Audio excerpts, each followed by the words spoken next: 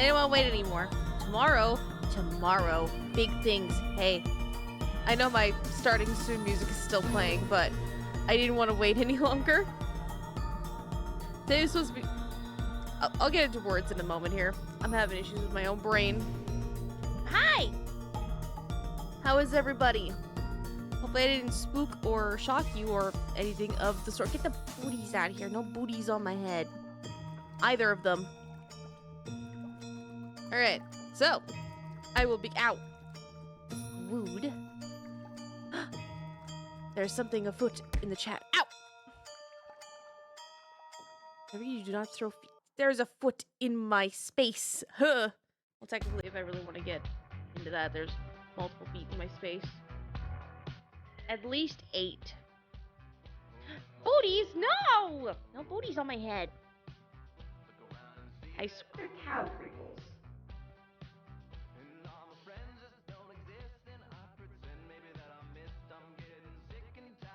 But anywho. Hi, everybody. What am I doing today? One of you might be asking. Hey, you're set to the just chatting right now. And hey, so, you didn't post a stream schedule. Are you late on that? Yes and no. A little. But first I want to say hello, because, hey guys. Hey. Hey. Hey, chat. Hey, hold on. Get up here. Get up close. Get up close. Look at me. Don't look at me. Look at me. Yeah, that's right. Look at me. Listen to me. Listen to me very closely. Tomorrow is a very important day.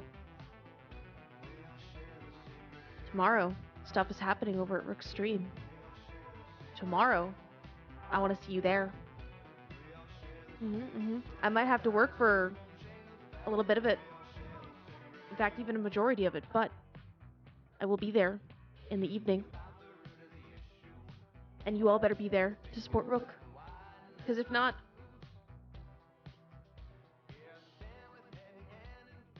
I don't know what I'll do, quite frankly. I don't know what I would do. I'm not that threatening. What could I do? I could be like, I'll make sure that you stub your toe. That's kind of the extent of what I can do for that. But I can ask that you do and support my friend, because my friend's doing really cool, fun stuff. There's gonna be giveaways and stuff. The most threatening is bones. I don't think skeletons are that scary. Tomorrow we charge. Yes. Well, thank you. There is no what. Thank you. Well, you're welcome, but also you make it sound like it was something completely out of my way when I can literally just do this and make sure that everyone shows up, because I want to make sure my friend gets all that good support. Yeesh. And I'm gonna do this too. Hi, Red! Other important people here that stream that I have not just shouted out in chat here. Rook's getting the special pin because Rook has a special event going on, but Red is another really good streamer. Bane is a super good streamer.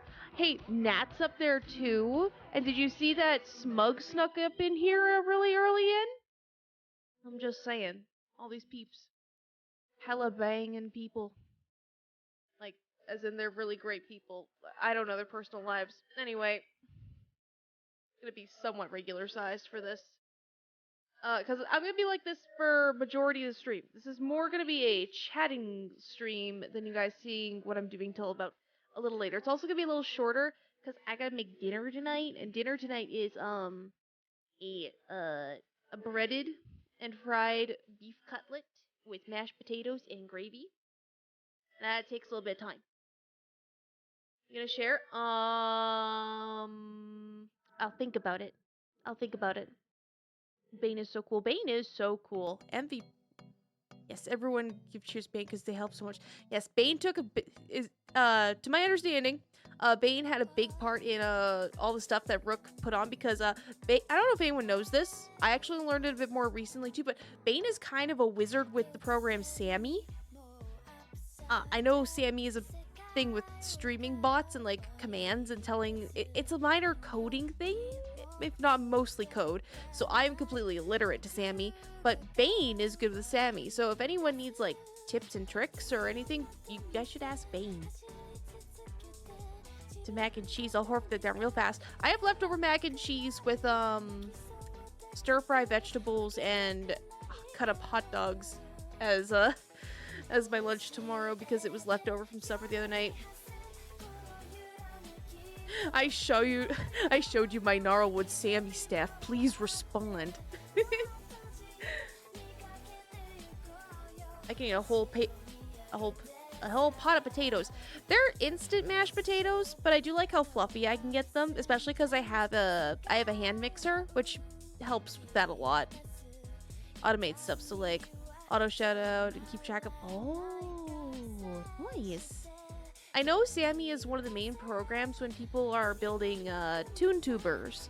I think that program's been more streamlined now, but I remember when Scott Falco first announced to like show everything he put together for ToonTubers, Sammy was the big huge thing for that. The fuck is a ToonTuber?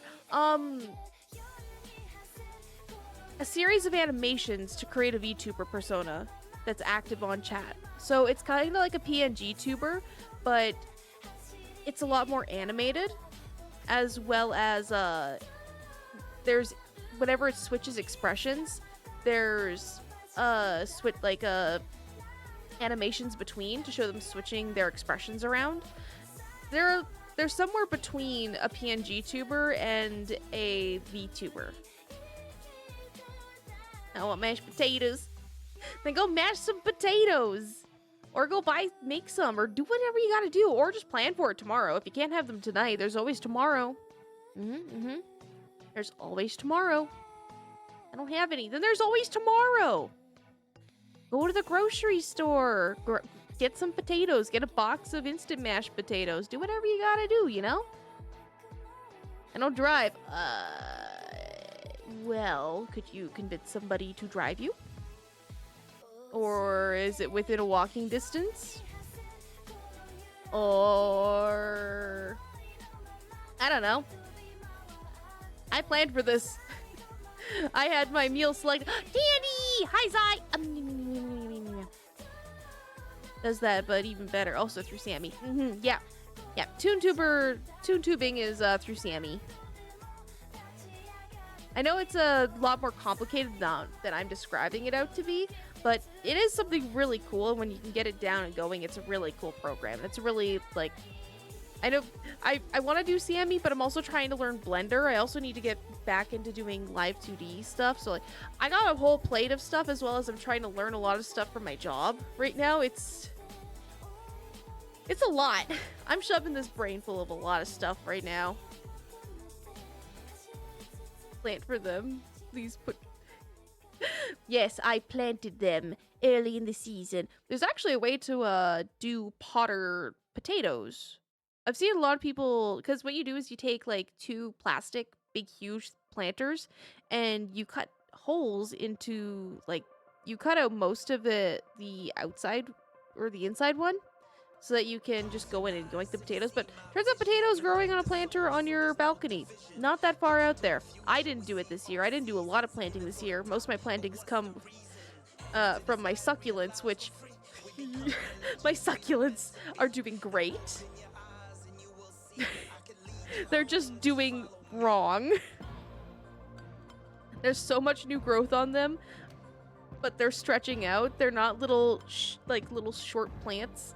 They are stretching out to try to reach the light, but they are in the best position they can be to get light from my apartment, just as a whole.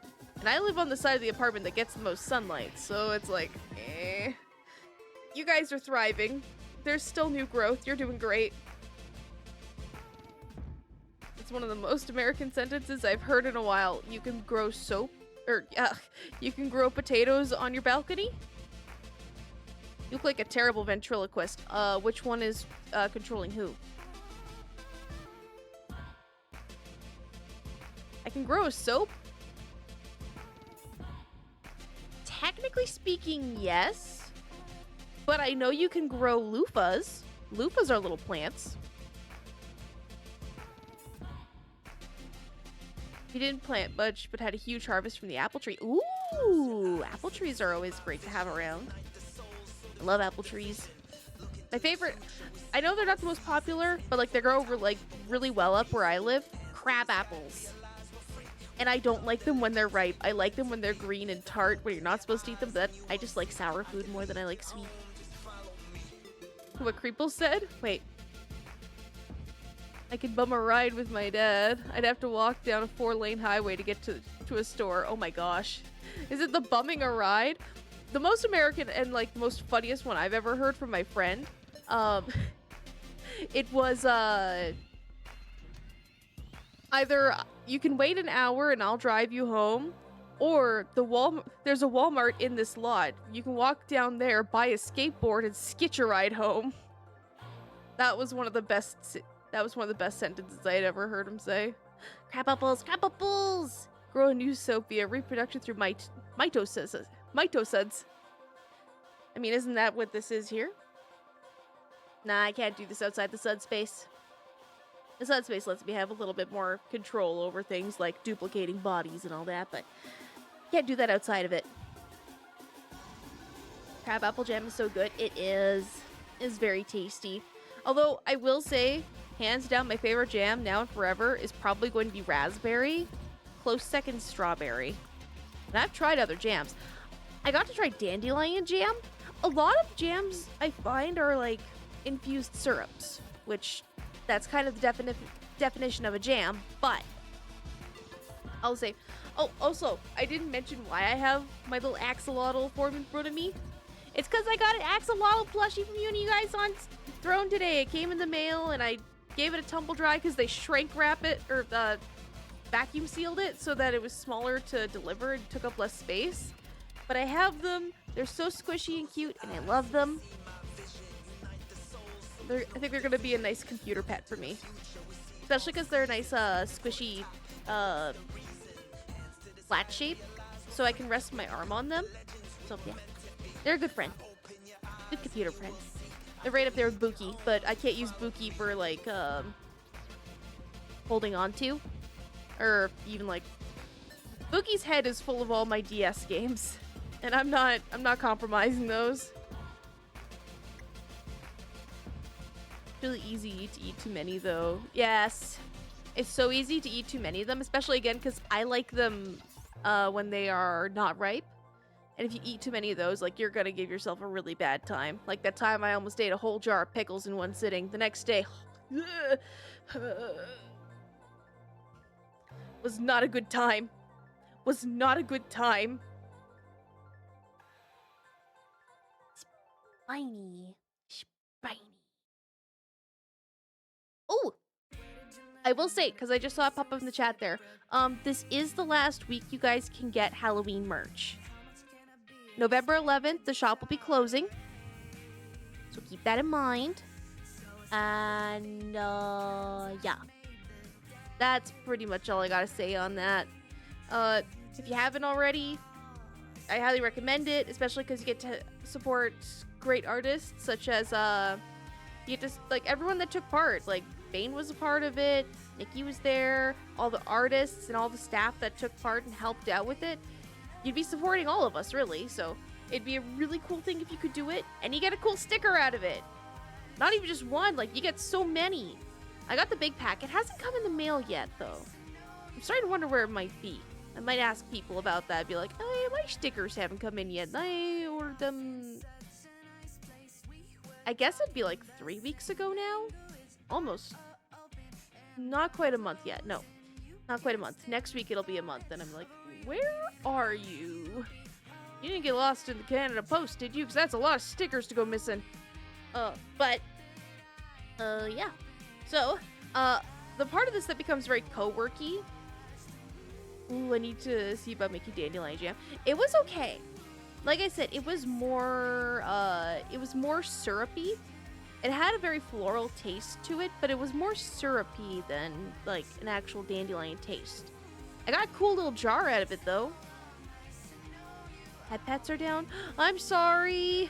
The head pats haven't been working as well because I have them set away and I haven't fixed them yet, especially when I switch models. It doesn't like working. So I just have it turned off for now. I might have to figure out a new way to do head pats. Just thought I'd mention it. Yeah, the yeets are still on, though, so if you want to throw some love at me, physically, And yep, there we go. Ow, ow, ow. Hi, Star. Star and me went and saw a FNAF movie last night. Same with JMX. It was a good time. Also, Star is looking for people to talk about Tears of Themis with. I get fish and candy. Yum, yum, yum, yum. Yum, yum, yum, yum, yum, yum. Delicious. Star is nervous and wants people to talk about Tears of Themis with. So if anybody here is currently playing Tears of Themis, which I know some, or is it Tears of Themis? PTN. PTN, wrong one. Wrong one. I said the wrong one. PTN. The one about lesbians in jail. Jail lesbians. Jeez. Okay. So the work part of this stream is actually beginning. I'm currently working on my schedule for the week. You guys can't see me, but I'm doing that.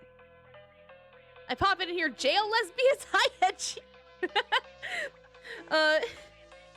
Star, one of my mods here in chat, and longtime friend, has been playing Jail Lesbians,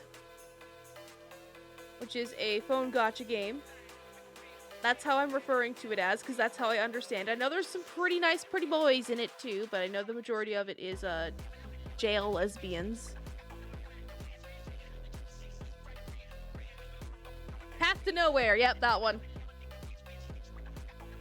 This one Fable plays. Okay, so Fable's playing that one. I know Bones plays it. I think Eek still plays it. I'm not entirely sure on everyone there.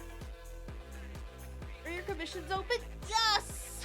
If you go over to my Ko-fi page, you can find my commission section. And if you are looking for something there that's very specific, you can DM me through whichever means, either through Ko-fi or through Discord. And I will discuss with you whatever it might be about.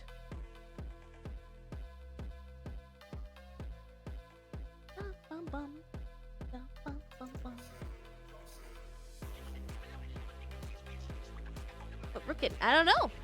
It might not even be for Rook, though. Rook, it might be for somebody else. I don't know. I try not to assume. When people ask me questions, it's like, hey, what's question about how I can do this? Or like something, what's question about your things on this? Because it has happened a handful of times where people are like, hey, what are your rates on this? And I get really excited because I'm like, oh, they're going to commission me. And then it was just an inquiry so that they could like shop around a little bit, which I'm trying to get out of that. Why are you bald? I'm not bald. I'm not bald. Look at me. Do I look bald to you? Answer me that. Riddle me this. Lily would say otherwise. This isn't about them. This isn't about her.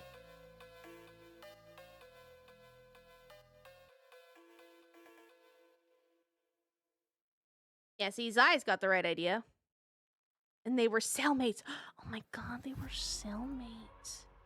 Yeah, Path to Nowhere. Star's looking for fellow Path to Nowhere-ians to, one, to my understanding, one, go absolutely bananas with about the last update on it and story update, because I guess big plot stuff happened. Shalom, baby joy. I give this to Rook. I know what I'm doing. Received. Perfect. Got it. Crazy. Berserker. It's murder. Go crazy. Berserker. I get it. It's murder. Berserker. I forgot to turn that up. Whoopsie. Hi, Floof! For anyone wondering, I am actually working right here, right now. I'm working on this week's schedule, as well as getting it written down on my weekly calendar, which my weekly my monthly calendar. I have like one of those actual calendars you stick on your wall that you get from the calendar club every year. It features axolotls. It actually had a different one at the beginning of the year that was like full art galaxies. taken by the Hubble telescope. And it was really cool. The problem was I couldn't use a regular pen on it. I had to use a white pen, and the pen dried out really quickly. And I didn't get another pen, so I wasn't writing on my calendar, and I fell out of routine with it. So I just switched back to the regular calendar that I had, which was the axolotl one I had got as an extra, because they're like, buy 2, get 1 free, and I was like, oh, I can get another calendar. Because I went in and I got 1 for me, and I got 1 for my friend, and then I got an extra 1 for free. Hello? Oh, wowie. Thank me, Rook, for the iced coffee. Rook, thank you! I will go check that out in a moment. I also have to go update my Trello with stuffs. Because I think something I'm going to work on today is figuring out emotes for Smug. I have an E I need to make for Disco. And I have some other stuff I need to do. I've just been kind of doing scrungles because that's where my brain's been like wanting to do stuff. But I've kind of run out of steam on my games. So my brain's wanting to do art right now. I don't know if anyone else gets that.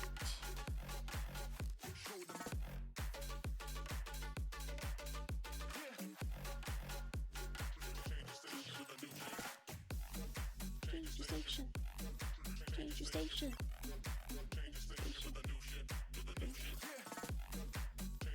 Yeah, big art brain lately. Yeah. Yep. Our streams, game streams are such different vibes. I really liked playing Hollow Knight the other night though, so good news is my brain can do that in bouts. I'm not completely out of doing games, but like the hyperfixation that I had with Star Rail has already passed now. And now I'm just kind of doing it low-key out of just habit or like trying to chase that dragon that the joy it gave my brain, but I've already expended that horse. Because I got Topaz and everything set up. I have a sketch I want to color. Ooh! I do, but I'm not an artist, so I just sit around and do nothing. It's always good to find some kind of hobby or something to fill the time with. Either like a book or just going... I know this one you might like, Zai. Going through and just making playlists. Or like finding music that you like. I borrowed your Topaz an hour ago. Yes! I like that, I thought I'd see a lot more people with Topazes, because I remember when Dan Heng IB came out, there was a whole bunch of, like, people had switched to Dan Heng. And same thing with Jing Liu. It wasn't, like, even my friends. It was just going through the list, and, like, a whole bunch of people had switched to those characters. But, so far, I am unique, and I have Topaz. And I love her. I love her so much. She's such a silly little goober. I love Numby.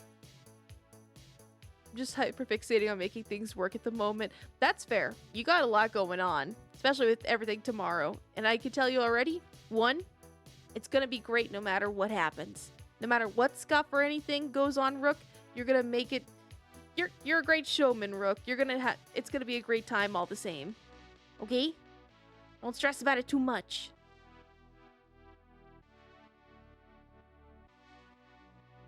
Come scuff or high hell, you got this. I've stuck with Silverwolf as my feature character in EU, and lately I've got so many very good character. Especially because so many people, like, at least with me, JMX has a Silverwolf.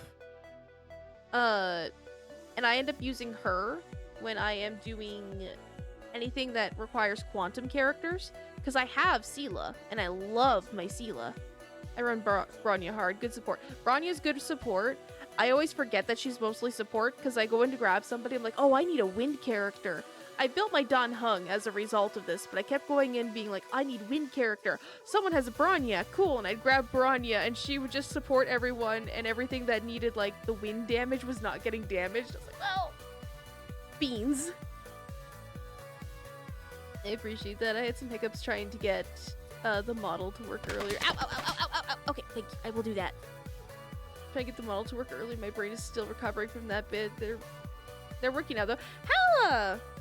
I totally get that. I was actually, before stream, I tried to take another crack at separating my audios and seeing how to get that all working, and I couldn't figure that out, and immediately my brain started to get a little fried and overwhelmed. I'm like, This is not a today problem. That is a different day problem. We're gonna save that for a different soap. Hopefully later down the week.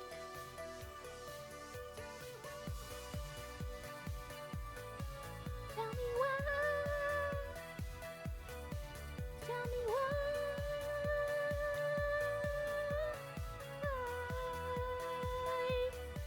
There we go. Ah, yes, graphic design is my passion, I say as I Canva this. I am upset with one thing about Canva, though, that they switched and changed, and I'm not totally for it, but I'm just not going to use it and hope that, because this has been, like, the best option, and not really the best option, but a program that's, like, worked for me doing graphic design stuff, especially because I use it for work so often, but they integrated an AI art creator. I haven't used it or touched it, and every now and then it'll pop in my feed like, we have this feature, do you want to use it? I'm like, no. I just willfully ignore it. On the one hand, I understand why they did it, because it's a graphic design program. So I understand that. Like, it makes sense for it to be here, but I'm not happy about it being here, and I don't want it there, so I'm just not going to use it.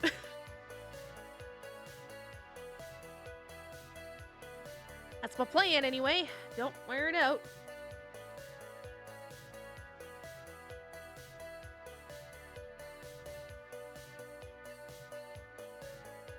Alright, that helps it pop a little bit better.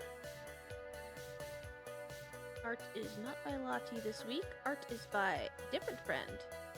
Which I hope Squishy's okay. I noticed some stuff with Squishy's stream earlier. I think they had to stop. I wasn't able to pop in because I was getting my own stuff ready, but I hope Squishy's okay. It crashed? No! Ah, beans. Their stream crashed repeatedly. Yep, because I think that happened with us on Saturday. I wouldn't be surprised if there's some issues. I don't know if it was their whole stream crash or they kept disconnecting from Twitch like I did. They would come back for a second, then nope. Yep. What's with OBS and Twitch not cooperating lately? It happens every now and then when Twitch goes through and changes program stuff. Like, one of them is going through an update, usually, and it messes with us with a lot of stuff. Oh, gee, soap and on top of a mini soap. No, they're just sitting in front of me. Very interesting stack.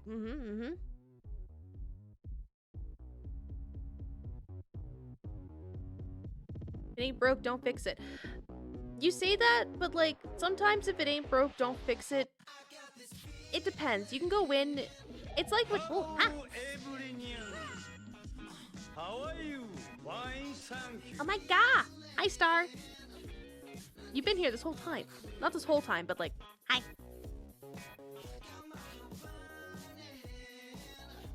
I'm streaming, but I'm also watching. All good, madam. All good. I think we're loaded up. We got Star. We got Creeples. We got Hedgie. I think we all good. You focus on you, okay?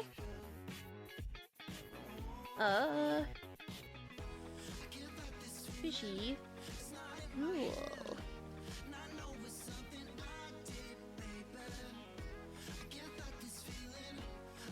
Make that a little bigger so it's more noticeable. Cool. And now to figure out what days I'm streaming. Got me too.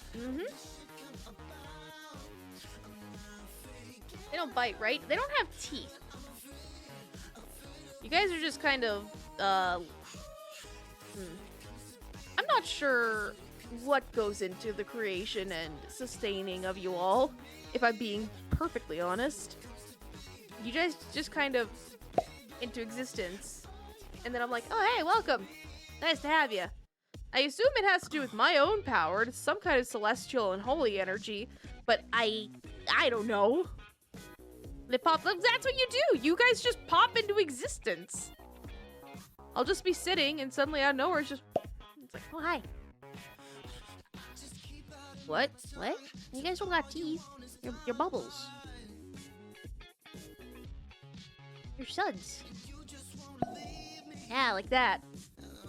I look over and there's another one and I'm like, oh, well, welcome.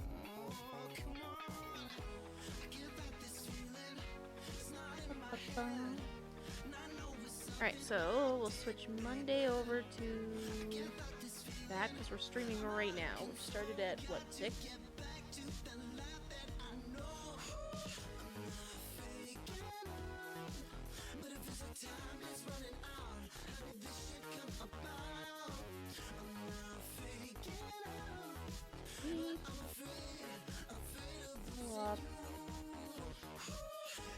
Up working for Monday. Unless we're the digital circus Bubble. I love Bubbles so much. Everything that Bubble does with Cade is very like me branded. It's very like 2010 to 2015, 16 comedy that I like and was raised on. Especially where Bubble comes up, eats the cake, and King looks like, "You parasite!" and pops them. I don't know why, but that bit got to me. And when Bubble starts licking up the ooze off the floor, and Kane's just like, "Why are you like this?" That's me. I'm Bubble. I'm a pink Bubble because a bunch of foam. Ooh. Are you guys trying to tell me you got Bubble Sonas now? You guys got Bubble Sonas? Sud Sonas? Sudsnas? No, Sud Sonas is perfectly fine. Surprisingly, I have not seen The Amazing Digital Circus yet. You can go see it if you want to see it. I'm in that vibe of like, oh, you simply must see it. But I also completely understand people not wanting to go see it right now because it's popular and a lot of people are going off about it. So I know there's like that immediate aversion in people's brains where it's like, it's good, so it must be bad. People like it. Oh, it's causing a fandom. It's going to be awful. It's like, no, it's actually like a very good, well-made production. I'm excited to see more of it. I like a lot of the characters and things that went into making it. I like a lot of the people that like had a hand in making it. But I also understand where people are like, I don't want to touch it. It's like, you could totally like it, and it might totally be up your alley, but you don't want to go into it right now. Yeah, it's calling! This is my playlist that I have. It's cyber and synth. So everything that I think sounds very like cybernetic or whatnot.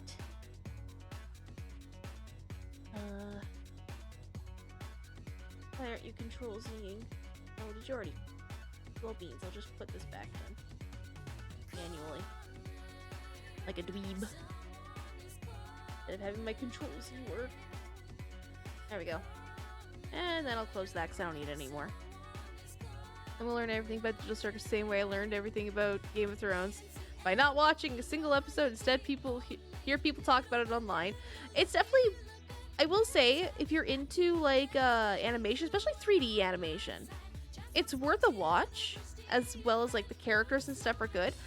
I'm gonna be one to admit this. Pomni as a character scares me.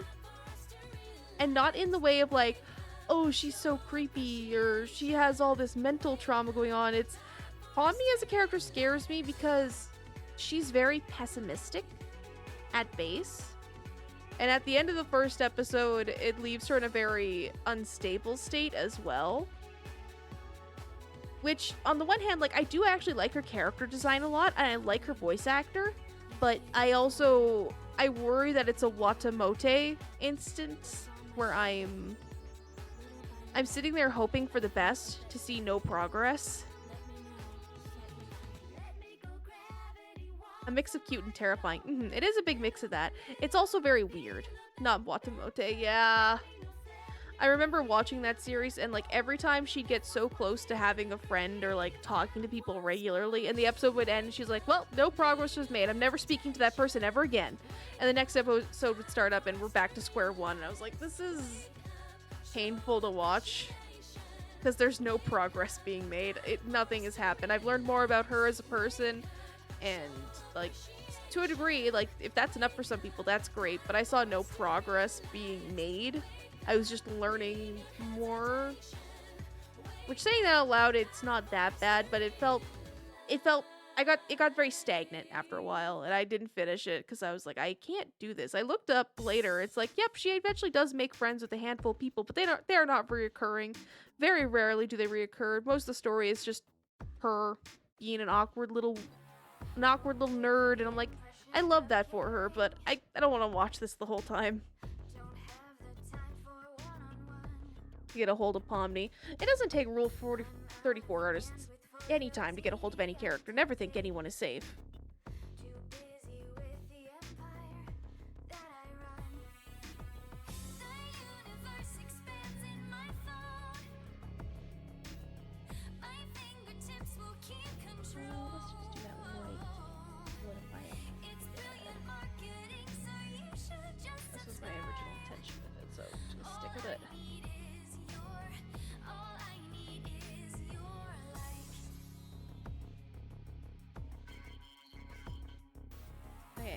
Tuesday will be no stream.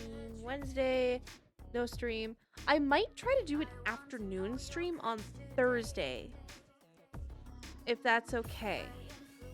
Because that works better with my current schedule, because I have bigger afternoons off. So I'm going to schedule a maybe stream on Thursday. We'll see. We'll see what happens. Gooseworks did say Pomni is 25, so here we go.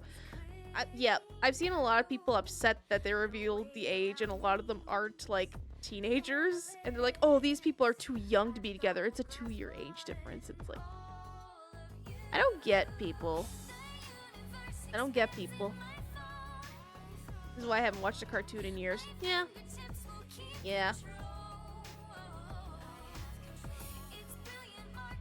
Just that she plays MTG with someone. I didn't get to that part. I don't remember getting to her playing an MTG with somebody. I remember the awkward scene on the roof during the fireworks with the teenage boys that were like a couple years younger than her.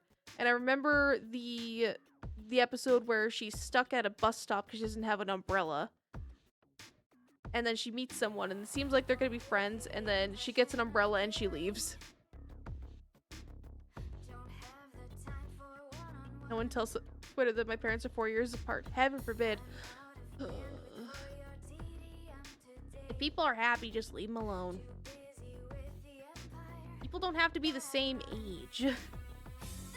Or even to further that, not that gender or anything matters, but like, girls can be older than the guys in a relationship as well. My only thing on that is, mentally developing speaking, people that are like 22 and younger, depending on their mental maturity and how the relationship is developed and stuff, probably shouldn't be with people that are like in their like late 30s. But again, that's just a personal opinion of mine, and if people have found that and it works for them, I'm not gonna stand for like, that's so sus, you can't be together, you've been married 20 years even though you had a 7-10 year age difference, oh my god. No, are they happy together? Great.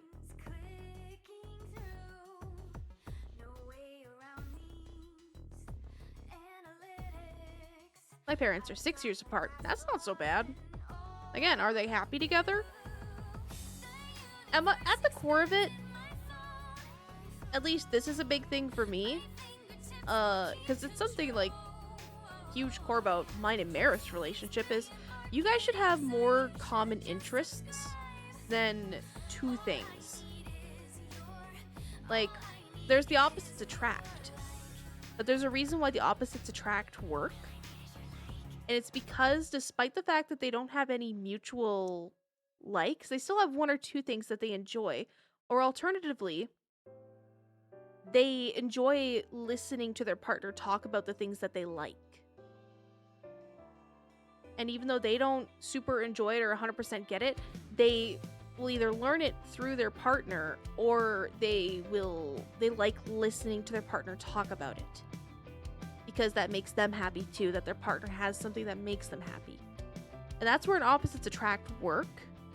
And maybe I'm wrong on this, and there are people that's like, oh, opposites attract. We don't like anything about each other. We don't talk about all our personal interests. We just live together and we like living together. It's like, okay, if that works for you, that's great. But I don't know. I think a partnership, you should be able to do things together and not be on the edge of like a divorce. Because I've worked at a professional job with my partner, and like, we're still together. But there's definitely cases I hear about where people can't work together professionally with their partner because, like, they try and they just get into a fight and it doesn't work out. Which, on the other hand, they're the biggest thing in any relationship. JDs and Littlemen, non-conforming and in between. Communicate. Let people know what you're thinking. Don't harbor it in and keep it internal and tell them everything's fine when everything's not fine. Explain yourself. Let them bounce back to you what you're saying. Like,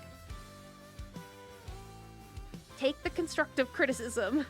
That's another one, is just, if they're telling you, like, here's a good example. There was a day where Merit was doing something on her own when I thought we were going to do something together. And I kind of sat in standby mode because my brain does that from ADHD and a little touch of the tism. Where if I think something's coming up, I kind of go into a standby mode where I wait for that to happen and I don't do anything in between that. And part of when it went to that, I ended up doing nothing but be on my phone that evening when I wanted to do something. And I was waiting for her, and I thought she knew that I was waiting for her, but she didn't because I didn't communicate that. And then later that night, I got a little bitter and I was upset about it. But my brain went into this weird spiraling circle of, I shouldn't be mad at her because there's nights where I don't hang out with her. Or I tell her, hey, I know I said I was going to do this with you tonight, but online friends or person wants me to go hang out with them for a little bit. Is that okay? And she tells me yes. So I went into this little self-destructive cycle of not saying that out loud or talking to her about it till the next day. But the next day we did talk about it. And she agreed with me entirely in the sense of my brain was correct. But that didn't mean I had to bottle up the emotions and not say them at all. She's like, I didn't know you felt that way. I'm like, I'm sorry I didn't tell you I felt that way because it felt not fair of me to be upset with you when you are so accommodating for me. So it wasn't fair for me to not be accommodating for you. And she's like, you are correct. However, it is okay to be upset so that we can discuss this. And that way you know that I'm not mad at you and I know that, hey, you were a little upset with me, but I can tell you the same thing and that you're not shouldering it on your own. I don't know if that helps anybody else with anything, just me telling that story, but that is kind of what you should do with your partner. If you're mad and you think like, oh, if I tell them they're going to be upset with me, explain as best as you can. And if they stop and ask you questions in between, answer as best as you can. If you can't in that moment and be like, I need a second to think, then just tell them, it's like, I can't explain in this moment. I'm sorry, I don't know how to put these emotions into words right now. Can you let me think? Or sometimes it helps with me too. I can't always say what I mean because I've got my own traumas and mental blocks. So I will literally type it out for Meredith because it's easier for me to type something out and then shoot it over to her, even though we're sitting right next to her. And she understands that. It's like, hey, if I send it over in a text, she knows it's because my brain's, like, mental blocked it. We also have been together for long enough, though, that we've learned these things about each other. Like, I know the tells when she is, like, not doing super good. Or I will ask her straight up, like, hey, are you okay? Because you're a little bit... You seem a little bit off tonight. And she'll be like, oh, it's just this one thing. I'm sorry. And it's not a big deal. I'll ask her about it. She'll tell me about it. Or sometimes it's literally nothing at all. She's like, oh, am I like that? Oh, it might just be my mood. I'm sorry. I can't be... I'll scroll back up here in chat. Sorry, I was calendaring and storytelling as I was going here. Love being immature for my age and short. That's not a bad thing. That's not a bad thing at all. Being immature and short is fun. It means that you can actually, like, Immaturity means that you can enjoy the little things. That's my personal opinion on that. If you're at least like mature enough to take care of yourself while being immature, that matters. If you're so immature that you can't take care of yourself, you need to be transparent about that with the people around you, I think. Or at least, I don't know. If there's I guess the big thing on that is like immaturity to like, are you living like a frat boy where you don't do any cleaning up after yourself? You don't take other people around you into accounting for, you just kind of do everything impulsively and you're kind of destructive? Because there's being immature and destructive, and then there's being immature and having an ability to see childlike with like see things through a childlike lens. I do that. That's where I'm like, yeah, let's go to location. It sounds like a childish time. Or I hate that I can't fit my human form into the McDonald's play place. All right, immature as it is, I want to go exploring in the secret tunnels. I get told I'm mature and wise, but also I constantly remind myself that I barely hit my 20s, and that's fine. Either Nat, like, that's a good thing because that means you can, like, kind of sustain yourself, but, like, don't let people telling you this all the time solidify you into a position either. You're allowed to be other people. Nobody is one person. You're not one personality type. Every day, you're a different mood and a different version of you. You're never going to be the same as you were yesterday. And I don't mean that in the existential dread way of like every time you wake up, somebody else wakes up in your body and they just have your memories. Like, no, that's not what's happening. It's just your mood changes. For somebody to come up and be like, oh, you're such a happy person. We want you to be happy all the time because it brings up our mood. It's like, realistically, you can't always be happy, and that's okay. I have no parents. One day I just popped into existence. And we love that for you. Living on the edge. Ah. I always like hearing about couples who are like best friends. It's so sweet. I like being married to my best friend. I like that we can do things together and that I like where I am. I like where I'm at. Can't be best friend with my future partner. I don't see a point in living with them. Exactly. If we make the ball and chain joke because it's an actual joke to us that people believe their partner is something holding them back, or that their partner is something that was the end of their life. It's like, oh, I can't hang out with my friends anymore. I can't do that. It's like, well, it's because this person is your friend and they want to hang out with you. They want your time. Like, you've told them by being in a relationship with them that you're their favorite, like they are your favorite person. And if you're like best friends, if you've had a best friend before in school or whatever, you see it on TV, they're together a lot. They like doing stuff together. Communication goals, yeah. I will look like this for many years is the best part. Exactly. Star's like the real Star's one of the immortals, and we love you for that. You're like a little elf. You are Hylian, like the fact that your favorite color is green and like everything I know about you, Star, you are like the best elf I know. IRL elf. I'll pay my bills and then I'll go hug my plushies. There you go. That's a good balance of maturity and or being immature but being able to support yourself. It's like, okay, I'm gonna go pay the power bill and then I'm gonna go flick the lights on and off because I paid that bill and this brings me joy. Someone else is in my body. No one else is in your body, just you. Partners are friends, not enemies. Exactly. There's, of course, the independence of being like, I want to be able to support them because they help me through so much. But also remember, your partner, if I had to draw it out, you two are like two beams leaning on each other. That's not always the best example, but like, your partner is supposed to be helping you carry the bucket up the hill. And there might be points where your partner is tired and you want to take it all on by yourself, or vice versa, where you're too tired and you need your partner to take it on. But at no point should it be expected that one of you takes it on by yourself at every step of the way.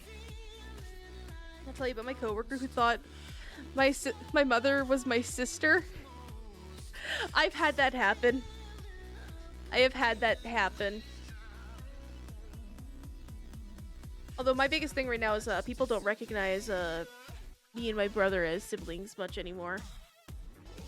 That's just because we've gone so different stylistically, as well as he's been going through some metamorphoses because... Oh, that's coming up soon! I need to message him about that. My brother about to lose his tatas. He's gonna go through his top surgery, and I'm so excited for him because he's been wanting it for so long, and I'm excited. I'm so excited for him. Wednesday will be no stream.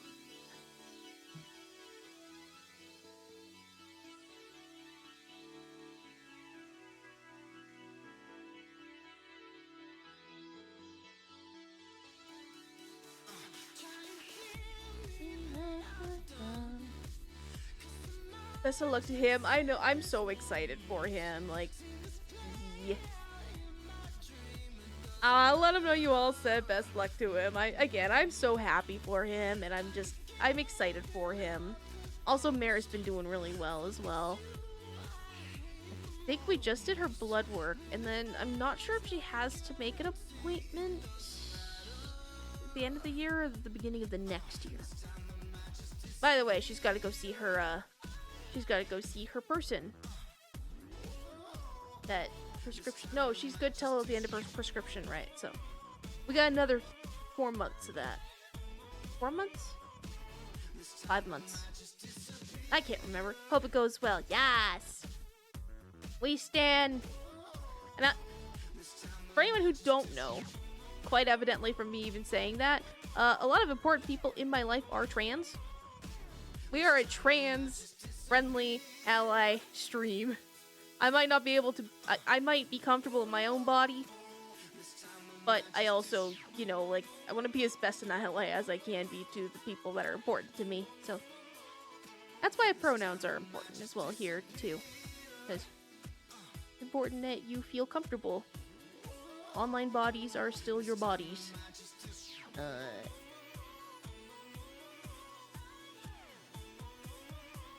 Thursday. And all the peeps do them things. Exactly. You have to live on this earth in the meat suit. You should be able to modify your meat suit so you're comfortable in it. Just like how some people are like, you know what? This house would be a lot more comfortable if I added a sunroom. So people add a sunroom. Yeah, because you're going to live in that house for the next 20, 30 years. So you added a sunroom because you wanted to be more comfortable. Yeah, some people want to lose their boobs because they're not comfortable with them. Modify the meat suit. Modify your meat suits. I like putting pictures on my meat suit. I need to get a new picture on my meat suit. I only have the one right now, and there's so many I want to get. Become the cyberpunk. Yes. Become the punk that is cyber. Also, prosthetics have come along such a far way that we are almost to a point where we can have just straight up, like, neurotechnology moving our arms and stuff. It's great. I love that that's been developing for people. Okay, so Thursday's going to be 2 to 6. So probably 2 to 5, which isn't a lot of time, but it's enough time for me to vibe with y'all. All of y'all. Am I doing anything on Friday? Yes. No? I might not do streams Thursday. Because if I did today, and then we're definitely going to do Friday and Saturday, that means I'm covered. Because I at least want to do 3 a week with you guys. Meat suit decor, right? Right? Modify the meat suit. As healthily as you can. Don't add in a $40, 11-ton, something that you're gonna stick on the second floor of your house with no support, because that'll just destroy the second floor of your house. Like, please take care of your meat suits. You guys need those. I like seeing them. It lets you live in the virtual place and in the subspace. Anchors you to this reality, and I love having you in this reality. Please, take care of your meat suits. Whether by feeding it, or getting it, getting that pain that you've been feeling in your leg looked at by one of those doctor things. Same to you, Hacker. I'm actually doing better. I'm doing better. I need to get more exercise in, but I've been eating better, as well as just trying to get better hygiene. Not because I need better hygiene, but just, well, I don't know. That's an awkward one for me to say, because, like, I had a good system where I was, when I was showering, at a good pace for me, where everything about me was still healthy. But then I fell out of it because of depression. Hold on, I'm just reading a thing here.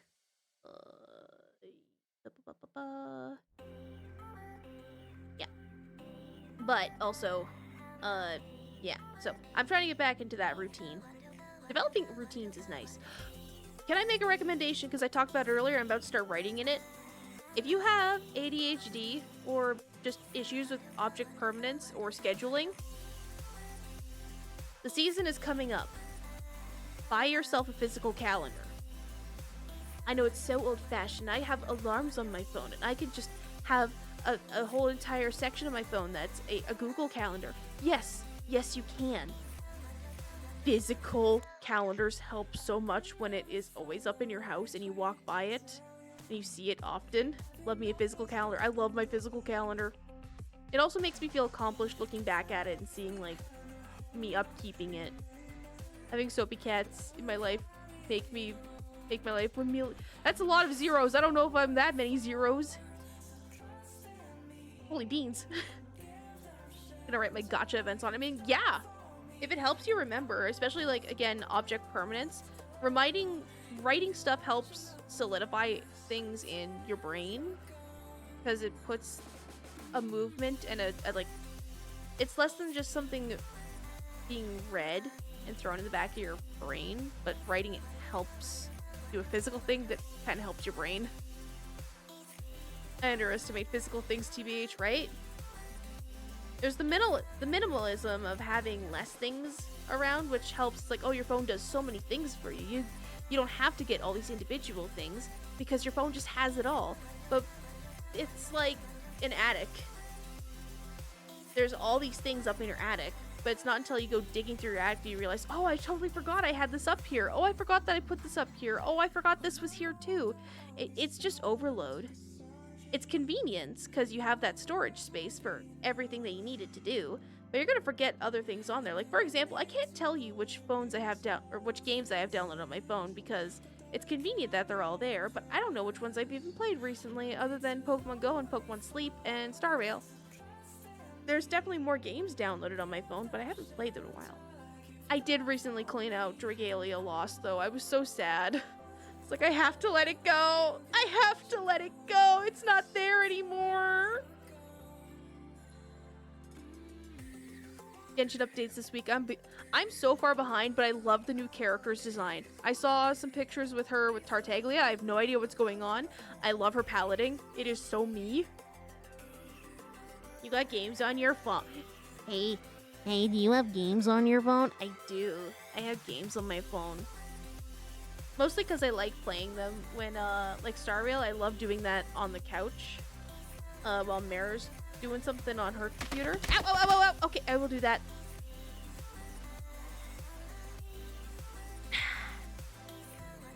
Tasty. Is this a sign for me to order that calendar based around? Yes. Fable!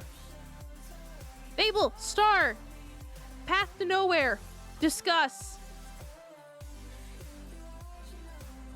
Hydro Archon is, I think.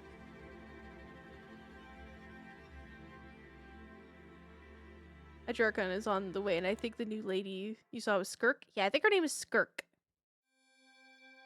Disaster lesbians, there we go! Talk about your disaster lesbians, ya beans. While I fidget with my axolotl plushie. It's so squishy. And I like just flicking its little face antennas. They're bouncy. Skirka's child's teacher. I thought that was kind of the idea with it, is because she's supposed to be like super powerful. So yeah, hot, but also deep doo doo.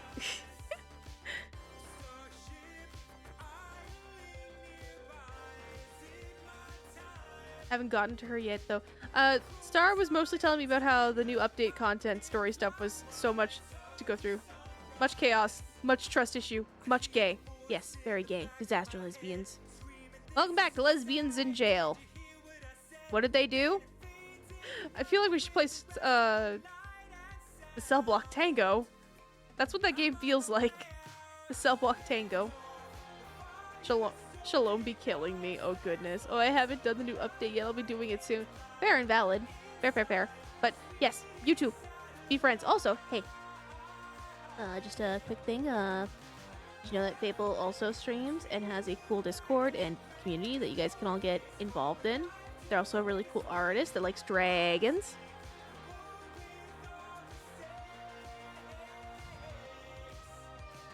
I wish so be. Do be a party though. Fair enough.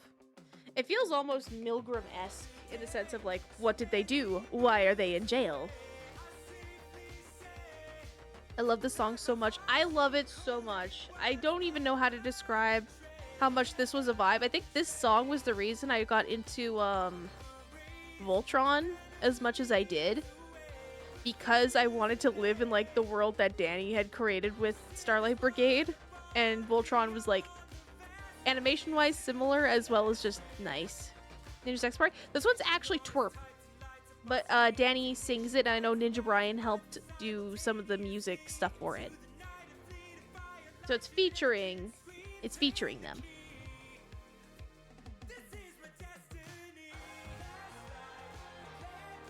I agree with the last part. I do indeed like dragons. You do love you some dragons. You are a dragon. Change that one's color.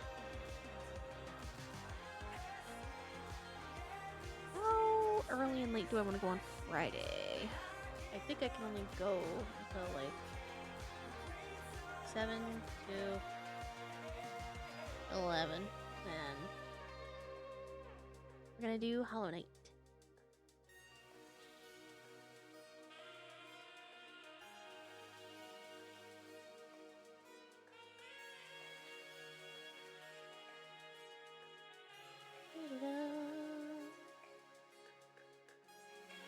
So, it's such a good and similar vibe, right? Yep, it really is, and I love them both. Hi, Slail! I will do that. Dragons are cool as fuck. Dragons are so cool. You two, talk, discuss, be friends! There are so many times where I'm like, I don't know how to get people to... Social anxiety is hard, especially when you're shoving two people together, but I'm also like, you two are on the same wavelength, please! Talk to each other.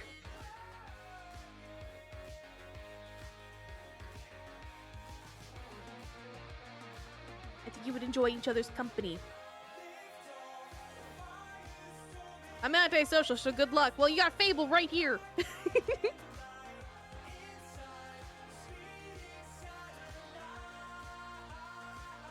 Hollow Knight. No, we're doing...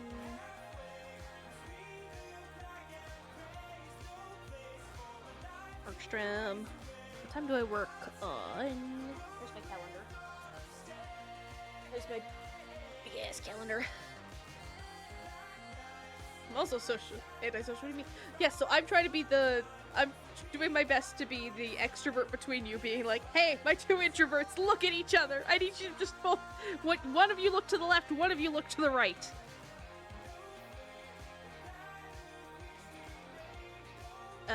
Chameleon?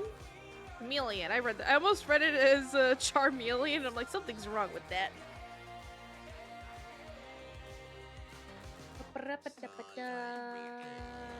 Saturday. I have Saturday off. That means I can stream anytime I want. I am going to stream.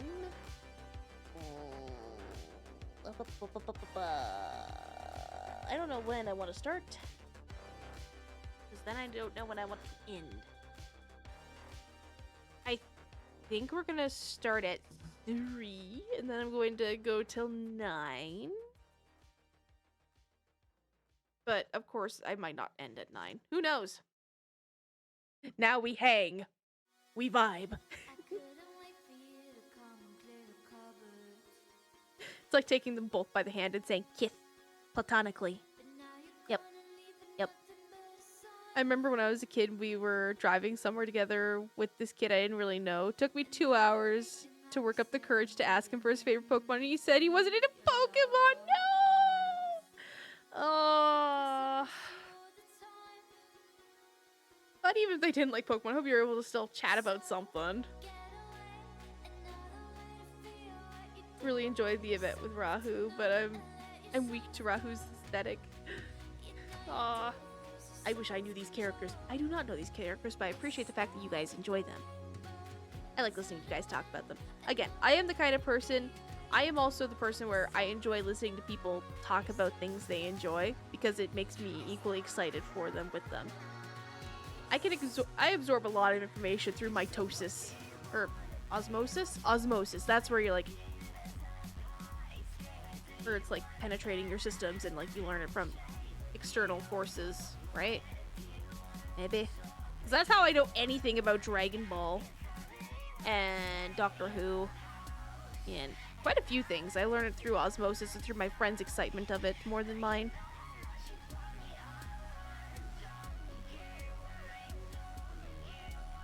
Alright, I think that is all set up. All nice and done up. Put a tie on it. I don't like how empty this corner is though, so I'm going to group these two things together.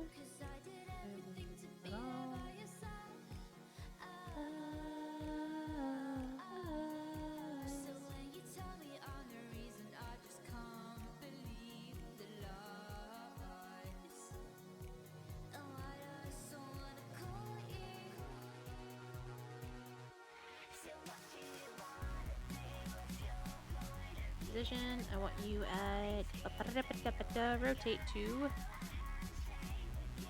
-40 degrees. Too many degrees.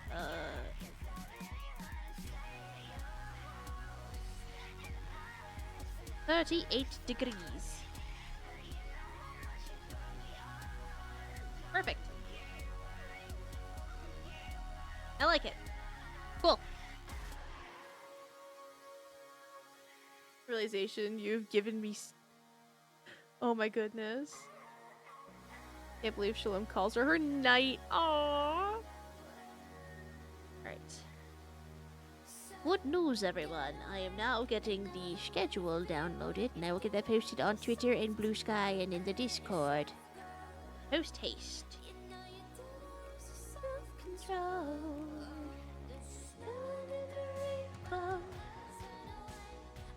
I have DMs from people.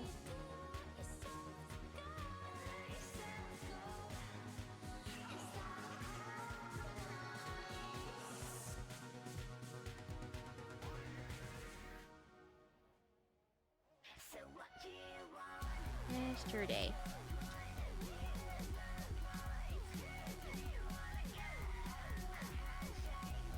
Alright.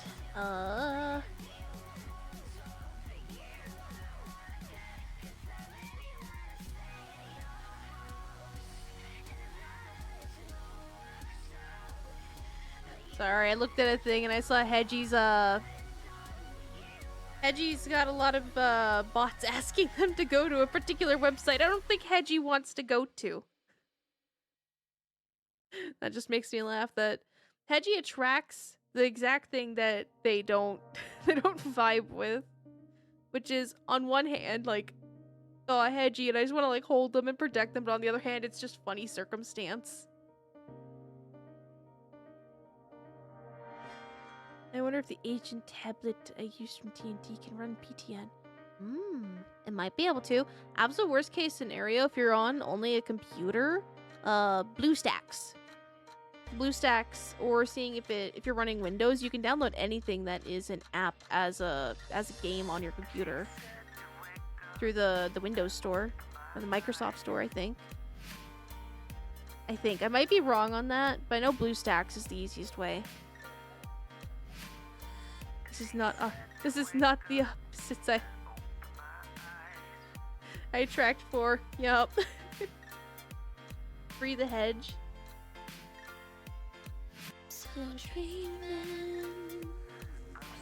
Add that in there. I think you guys are gonna like this week's art piece. I didn't in the past. I don't know why I didn't.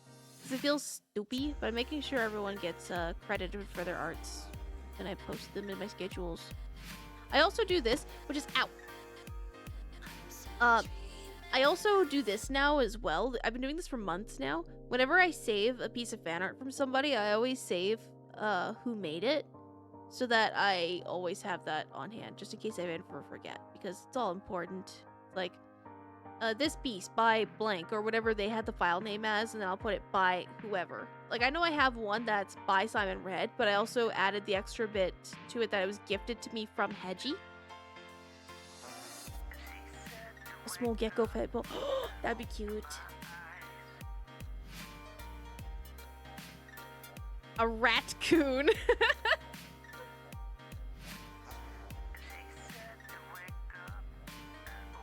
I wish I'd been playing for the Raging Sands event. I've heard good things about that one. Makes it easy to remember for everyone.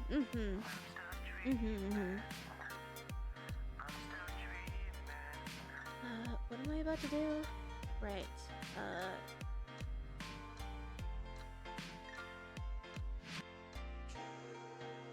So I am a small brain angel that does not know how to do many things of your coding nature. So I don't know how to make the codes for these in Discord, but I use hammer time. That'll set it so you guys can see the time that I put in your own time. The code doesn't look too difficult whenever I see it, but I also don't understand what's doing what. If I studied it enough, I could probably figure out what this sequence is, but I can't figure that out.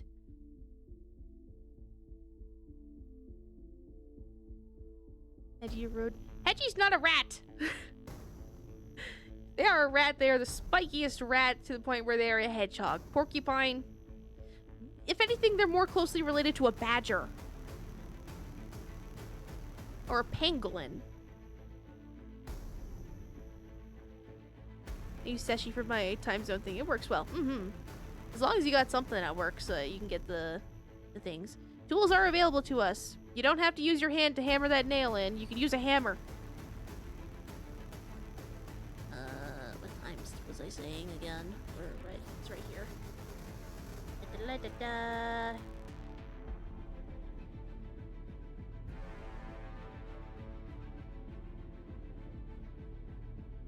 Oh yeah, Saturday's Remembrance Day. I don't know if I should stream Saturday.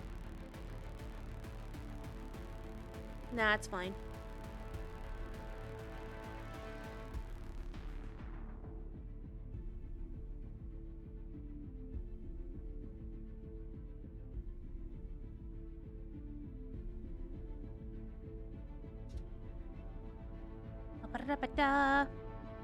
Never even thought of going to YouTube for it. Wait, what?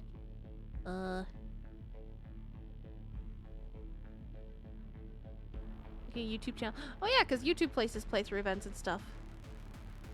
I'm 5'2". 2! Soft reminder to Fable that in Canada, we round to the nearest 5 in our currency. So Fable is only 5. Makes taller. Oh no. Yes. So if anyone's wondering, canonically Star is probably the shortest person here. And I love Star for it. Star is a bean and I absolutely... Star is yeetable. I wouldn't yeet Star, but... Hi Satoshi! How are ya? I feel like I recognize this song. This is from Tron. Little nerd fact about me is I love Tron and Tron Legacy. No. And this, ow. How dare you? I mean, if it was you, I see now, like I completely deserved it then. Yeah, this is, the game has changed from Tron Legacy. I like it. It's by Daft Punk. To be fair, I'm 5'2", but canonically I'm 5'2", including the ears, so, so you're missing a good, like 5 inches, 6 inches from that, so you're only 4. Just a little guy, just a little fella. You're a favorite little guy, favorite little fella. You and Fable. Honestly, people that are small, good people. Ow. Any size people is good, though. I don't think I have a preferred height or anything for people, if I'm being honest. Even myself, I'm like, it would be cooler if I was smaller, but also it would be cooler if I was taller. But I already am kind of tall-ish. I don't know. Hey, Hedgie. Hi, Blue! I'm getting yeets. Stuff yeets at me. Hold on, before this song changes over. Because I just finished up a thing, so I'm gonna do the thing. No. Ow. No. Stop nutting me. You hack. No. Wait, why didn't I hear it? Soundboard, are you okay? Cube! It says it's playing, but I can't hear it. Why can't I hear the cube? You guys hear it? Okay, it's just not coming through on my end. I wonder why. It must be going through a different output then. So you guys can hear cube. Cube! I cannot hear cube. Interesting. Okay, well that's fine then. I'll deal with that. It's not a problem. I'm not gonna label it a problem if you guys... The end... The goal is that you guys can hear it, so if you guys can hear it, then it's not a problem. Okay, so Monday...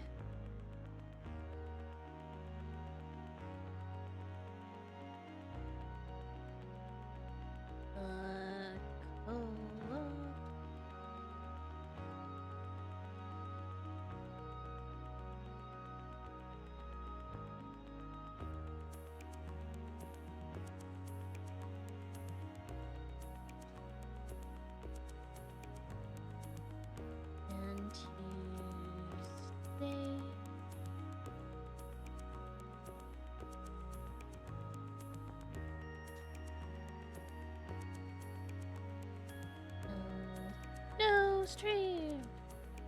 Oh, what even is that song? No sleep till Christmas. I don't think that's right. That's not right at all. Audio be like, yeah. I'm not 8 inches tall. But what if? You can't prove that. Creeple small? What about long? Yep. Being tall sometimes sucks. I completely understand that. Because, like, there are times where I'm like, I am too big for existing, and I don't like it. Because then my mind does that thing where I think that I'm smaller. It's part of the reasons why I'm clumsy, is my brain thinks that I am within certain parameters, but I'm not. And I knock things over. I am small. Be happy at your size. How tall are you, Soap?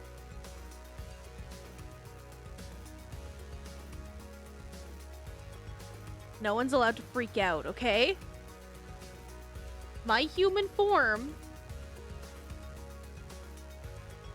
on the IRL plane known as Earth. I am 5'10". I am 5'9", 5'10", between those.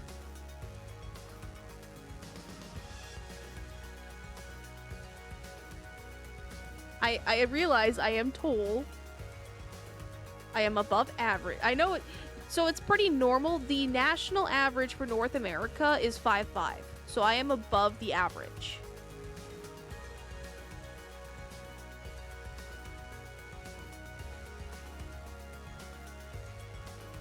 I'm having a hard time to find a vehicle that I can pick up. Oh no! If you prefer cars, Blue, I'd honestly say look into an SUV, a SUV even, because you might be able to get some better. It might be more comfortable for you. Because I know a lot of people, like even me, I'd prefer having a 4-door or a car. But last time we talked about getting a vehicle, Mayor's like, yeah, next time we're getting an SUV. I'm like, but I don't want to be like everyone else. I don't want to get an SUV. I want to get a Nissan Cube. I want to get a Volkswagen Beetle. I want to get weird looking car. And Mayor's like, no, we need more storage space, and it'd be nice to have a 4-door. Bit taller than the average here. So I'm not that tall. I am pretty tall though. I'm taller than you all expected me to be by the sound of it.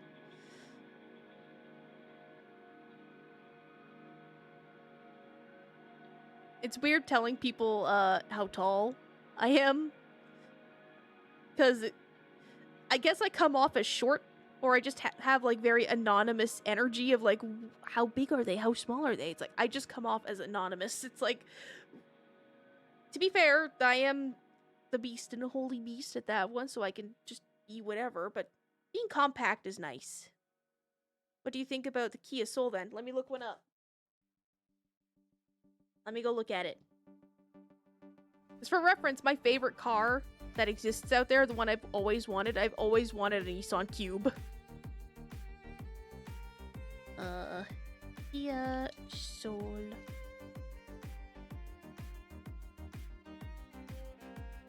I like it, mostly for the colors it comes in.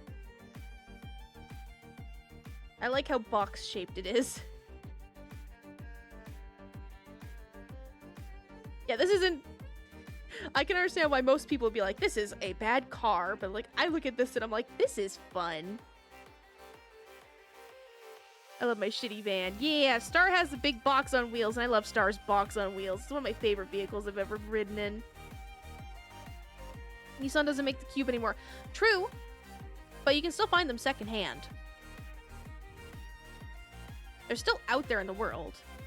I just have to look around and find one that is similar to, or like find someone that is selling a Cube. The same way that people are like, oh, my dream car is this car, and although it's like not being built, like a Mustang, like a 95 Mustang, or like a whatever year Mustang, it's like you're not gonna find one at like the dealership. You gotta go looking for that. So I'm gonna have to go looking for a Nissan Cube.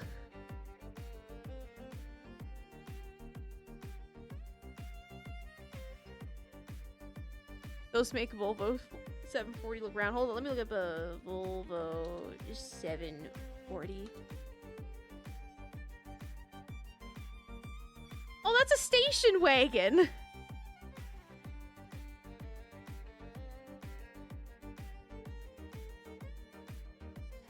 Yeah, it's a station wagon. It's fine. It's a little dated for me.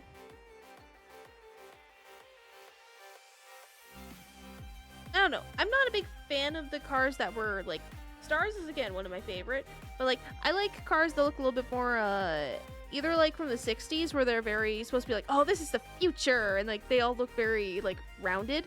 Or, like, the Cube, where it just looks... I like cars that have funny shapes. I like funny shape. Where it doesn't blend into anything.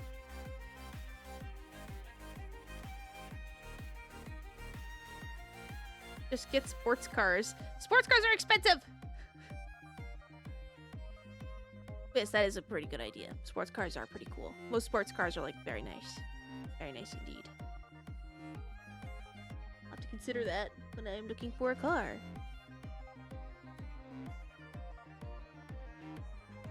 I'm also in the opinion, though, that, like, I like public transit. I know a lot of people don't, because, like, oh, it's disgusting, and I hate having to stop, and I hate all the strangers you run into, and I don't like going underground on the trains.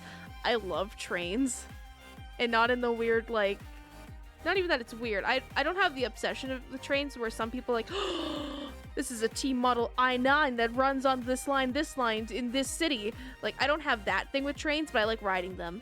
I like the vibe of just being on a train. I wish my town had better public transit than I could do new.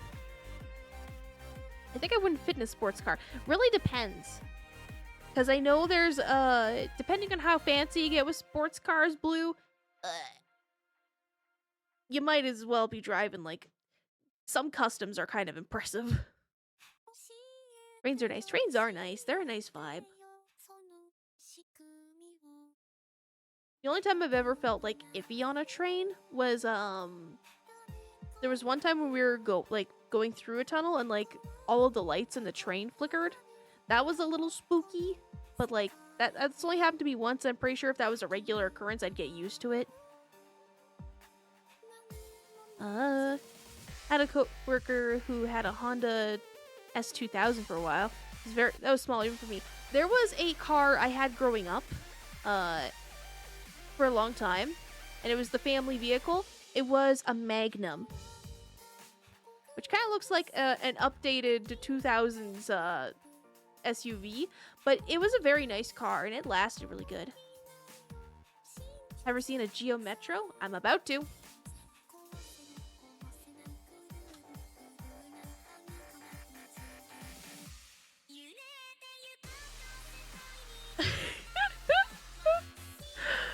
Oh, it's so tiny. Why are the headlights like that on some of them?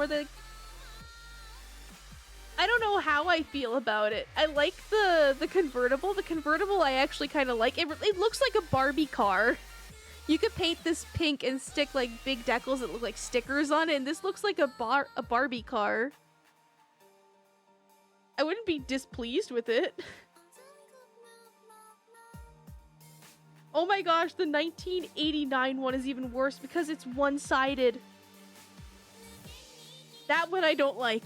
That one's like, we tried to visualize the future and it didn't work. It's very round. Yeah, this is fine. It's a little close to a Sunfire, so I worry that it has some of the problems that Sunfires have. The Sunfires they are a time and a half.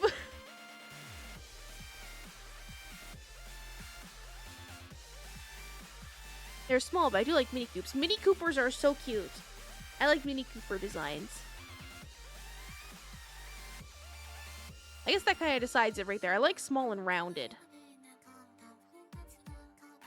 Not too angular. I definitely like... Put a cube on wheels. I'm pretty happy.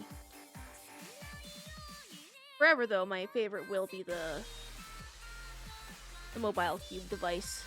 I can lament that I never got a chance to drive one, but I did get to see one drove around in the town I live in, because somebody had one, and I was like...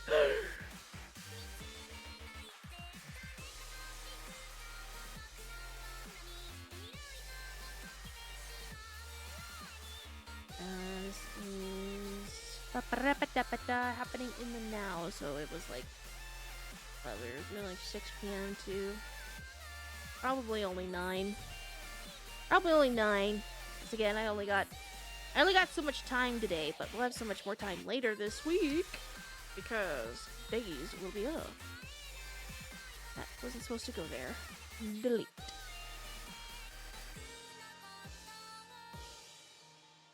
I was also thinking of not streaming tonight and just having this evening off, but I decided to stream anyway because I was lonely. Less lonely and more like, I could be doing this on my own. I could probably like call up some friends and we could just like vibe in a Discord together, but like, I don't know. This felt nice. This was the vibe I kind of wanted, so I curate the world you want to live in. Controversial, but I like Scions. That rings a bell. I need to go look at one now. Scion.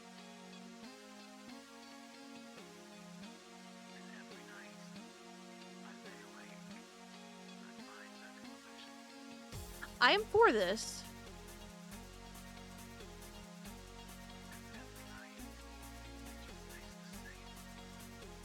I don't mind this. If you want to vibe, I'm here for 4-ish more hours. That's what I was kind of thinking. I might even join this Discord call room here, just like vibe. Let you guys join me.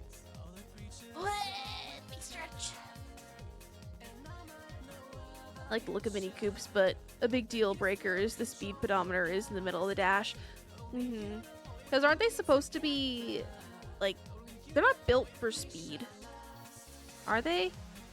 Because I know that might be a thing with some cars where it's like, oh, this is meant to be, like, something that you drive and you take account for the speed, so it's right there.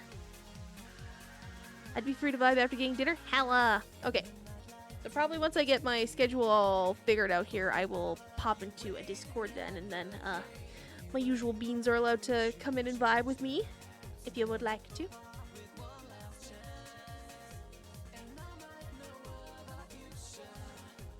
I feel like that's the usual setup. Speedometer being like right smack in the middle. I know some cars have foregone the metered speedometer and now have a digital setup where it's like an actual digital screen of a speedometer. That was actually one of the cars I learned how to drive in, which was really cool. It was really nice. Told me exactly how much I was driving. What speed are you driving? Exactly this much.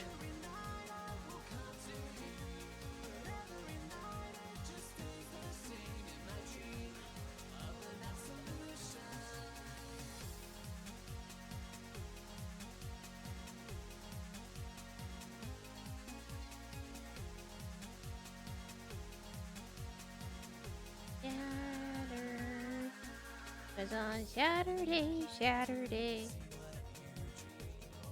Maybe.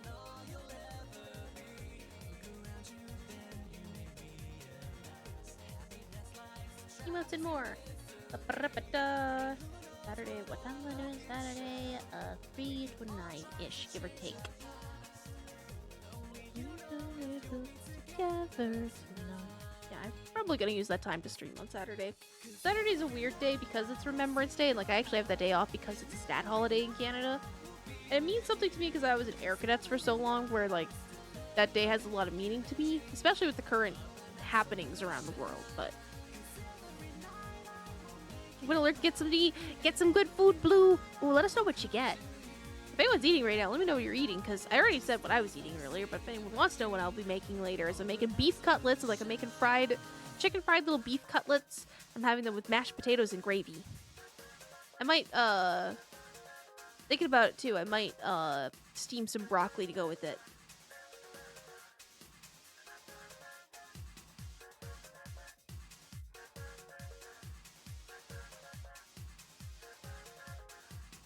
I need to quickly check someone else's schedule real quick to see if what I think is happening on Sunday. To finish off the cheese stick from the last week when we were collabing, but I don't know if they're good anymore. If it's a breaded thing and you want to throw it in the microwave, put it in with a cup of water. Either that. This is a cool trick for pizza too. Is taking some damp paper towel and throwing that on top of it will help like steam it a little bit, so it adds a bit more moisture back into your food. Especially when you're reheating pizza, if you don't like your pizza being all like dried out and crusty. Just sticking a mug of water in the microwave and like running it for a little bit longer.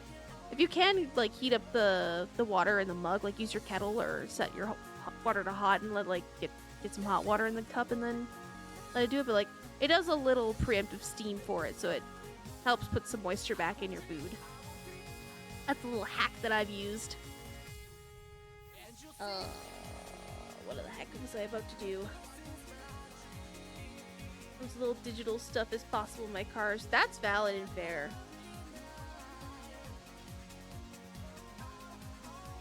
Halloween candy. Ooh.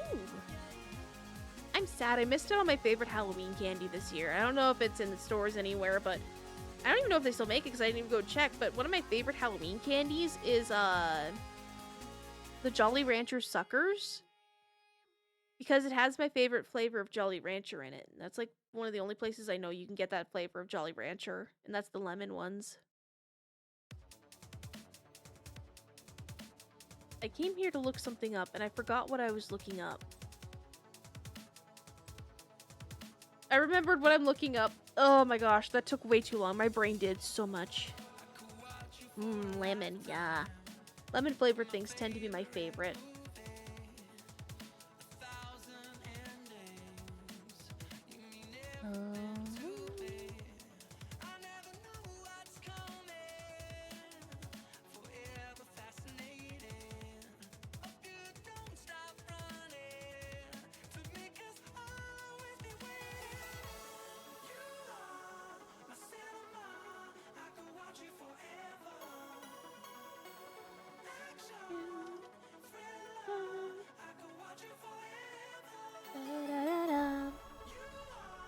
Okay, so Sunday stuff is happening as it did beforehand. Cool. That tells me all I need to know.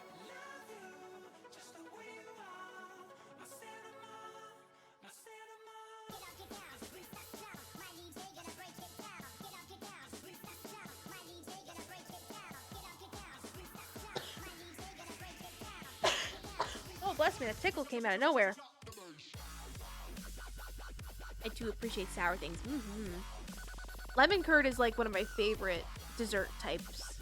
Like, cheesecake is probably my favorite kind of dessert. I haven't had it in a while. But I think lemon curd is definitely high up there. Same with cookies and cream. They'll happily eat it. Me too! I'm the one that when they sit you down at the restaurant, they're like, oh, would you like a glass of water or did somebody order iced tea? And it comes with a little lemon on it. I will eat the lemon. And then there's a lemon rind on the table, and I have to deal with that. Yeah! When I was a kid, I think I told this story the other day. But when I was a kid, I didn't understand the difference between those little bottles of lemon juice that you get for cooking that were shaped like a lemon and lemonade. So whenever I wanted to make a glass of quote-unquote lemonade, I would just squirt a bunch of that lemon juice into a cup, sometimes add water, and then drink it. I didn't add sugar or anything because I didn't think that was what you needed for lemonade. And I was like, lemonade. Watered down pure lemon juice. Same dude. Yeah, okay, it was with you I was talking about. It was like, yep, that's how I made lemonade. Delicious. I steal it from my friends' drinks if they don't eat it right.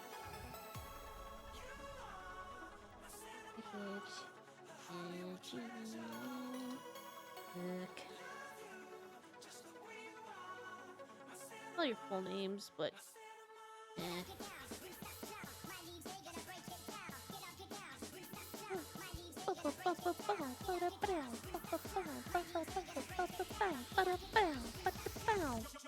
drop the bass.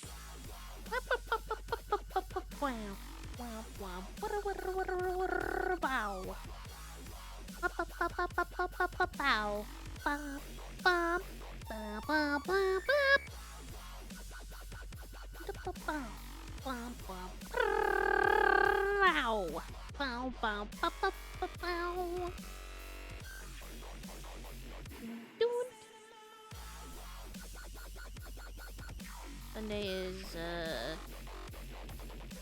streamed by technicality, so I'm just gonna put it there because I don't know times.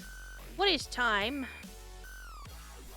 Cool. And then did I already add the image? I added the image.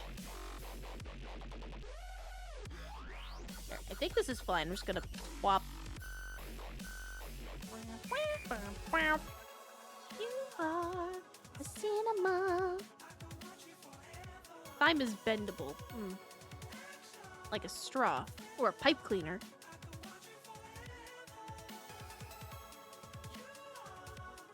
Cinema. Hollywood treasure.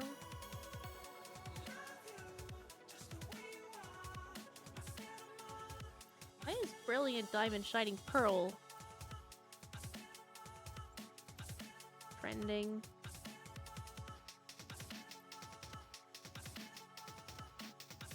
I think it's because of Yasuno. Which, good on Yasuno. They're a person I've been following on Twitter, and they've been modding Brilliant Diamond Shining Pearl and adding in models and like just they've been refining the game, so it's not as the game itself was fine, but I think people were expecting a little bit more of it than what we got.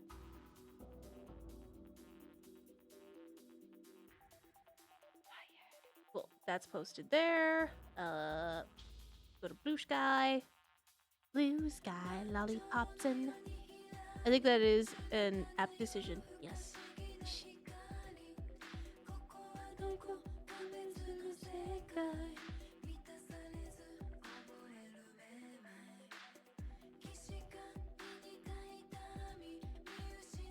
Kind of want to jam out to this if I'm being honest. I absolutely love Wired Life.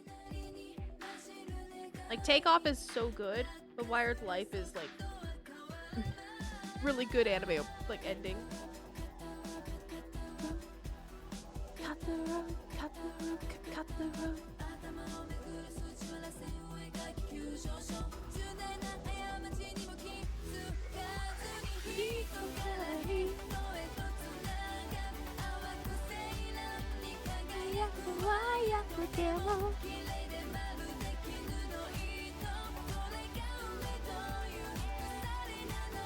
I haven't heard this song forever. Ah!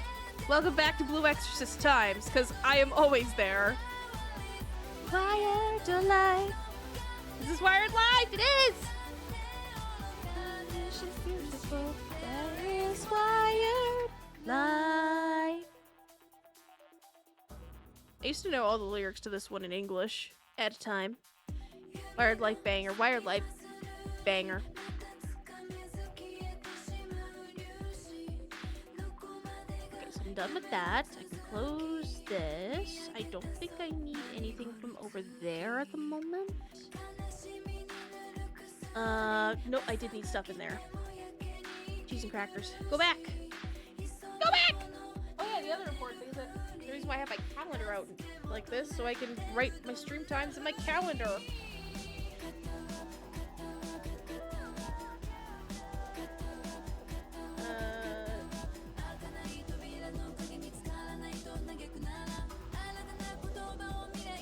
And now I have a huge calendar on my desk. Don't mind me. I'm gonna make some baked potatoes. Woo! We're going to the kitchen, everybody! We doing dishes? No, we're making baked potatoes.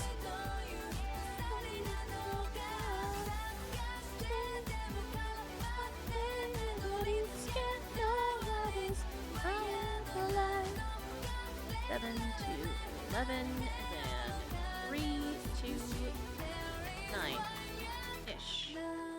Cool.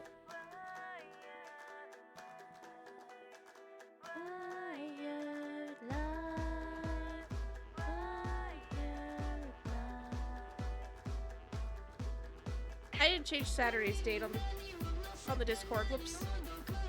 No, making me want potatoes. I'm sorry. Add it to your shopping list next time. Sometimes it pays just to have a big old bag of potatoes. They're cheap and you never know what you could use them for. As long as you're storing them correctly, they'll last a long time.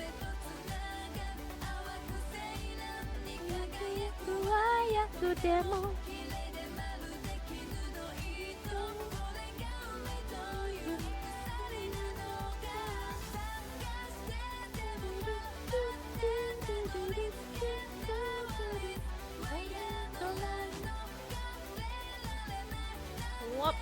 Control V.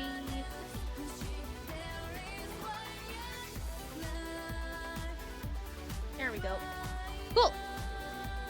I have 3 potatoes in the fridge. Ooh, what are you gonna do with those potatoes? So why are they already cooked potatoes? As far as I know, potatoes aren't traditionally stored in the fridge. They're usually okay as long as they're in a dark space. They're happy. And they last a long time. I keep mine in a bottom cupboard where we keep our rice and cereal because they don't fit in the top cupboards. Their boxes are too big. That's some good starch. There's still potassium and vitamins in them. There's a difference. Honestly, if you're going to consume any kind of starch, you should be consuming potatoes over corn. Corn is definitely a really big filler. There's not a lot of It's still got a couple of vitamins and stuff in it, but like potatoes are actually like quite very nutrient filled and like they're good for you. Just depends on how you prepare them. If you're preparing them with a lot of oil, then you're like putting yourself at risk for like because you're just putting a lot of fats into your body at that point. But like, don't feel bad about eating potatoes. Potatoes are like they're the reason we survived the plague.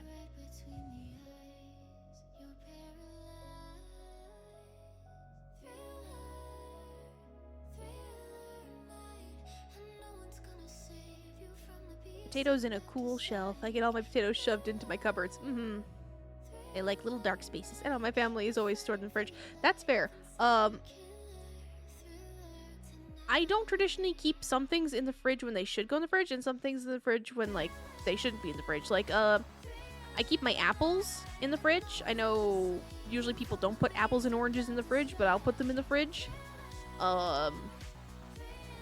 Also, does anybody else use the cheese penthouse?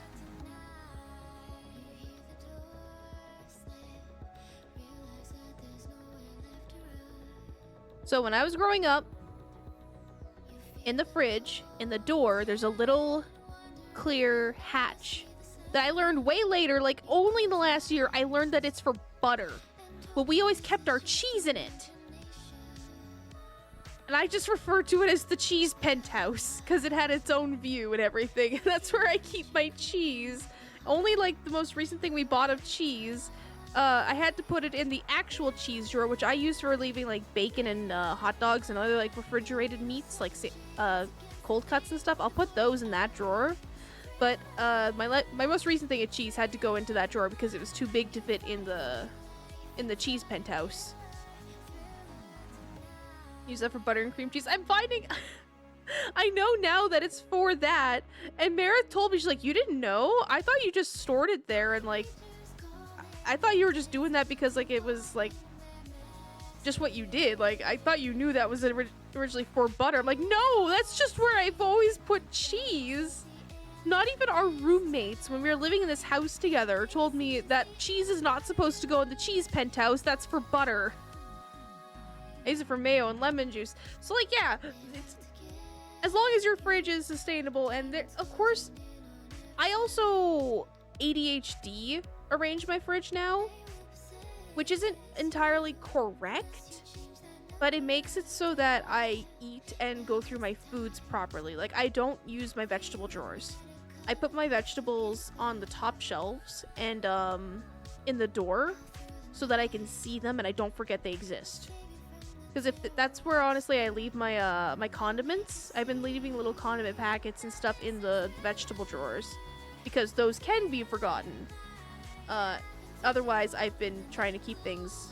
Because again, out of sight, out of mind. That's why I'm literally doing a calendar right now, is because I need to see things, otherwise I forget they exist, and yeah.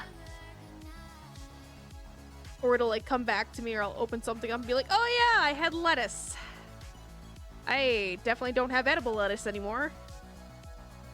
No cheese pentos. They are soda shelves now. Yeah, I need to clean my fridge tomorrow. Cleaning your fridge is always a good thing. If you're ever having issues with cleaning something in your fridge, remember, you know how this is something I think some people forget that they can do? Just as long as you're being safe about it. You know how when you're doing the dishes and you let something soak because it's like crusted on? You know you can do that with multi-purpose cleaner, right? You can spray something down, you can soak it, let it sit for a few minutes, and then go back to it, and then it'll probably like scrub right out. Just as a little reminder, because that's how I got the stain out of the bottom of my fridge out, because I forgot that detail, and then I was able to do that. Now I have a nice clean bottom of my fridge. Right, that was the other point I was gonna make, is although my fridge is not this is the one thing that I keep in my fridge that keeps it like food safe, is if I have any open meat in my fridge, it'll always be at the bottom. Please, for your own health and safety, leave like thawing meats at the bottom of your fridge. That is something that needs to always be like that. Going to my Trello to do that now. Well, oh, I didn't know that. Yeah, it's most shelves are actually designed in a way now that they're probably fine. But like, even when you're bagging your groceries, you shouldn't be putting your meats in the same bag as your vegetables, just from cross-contamination.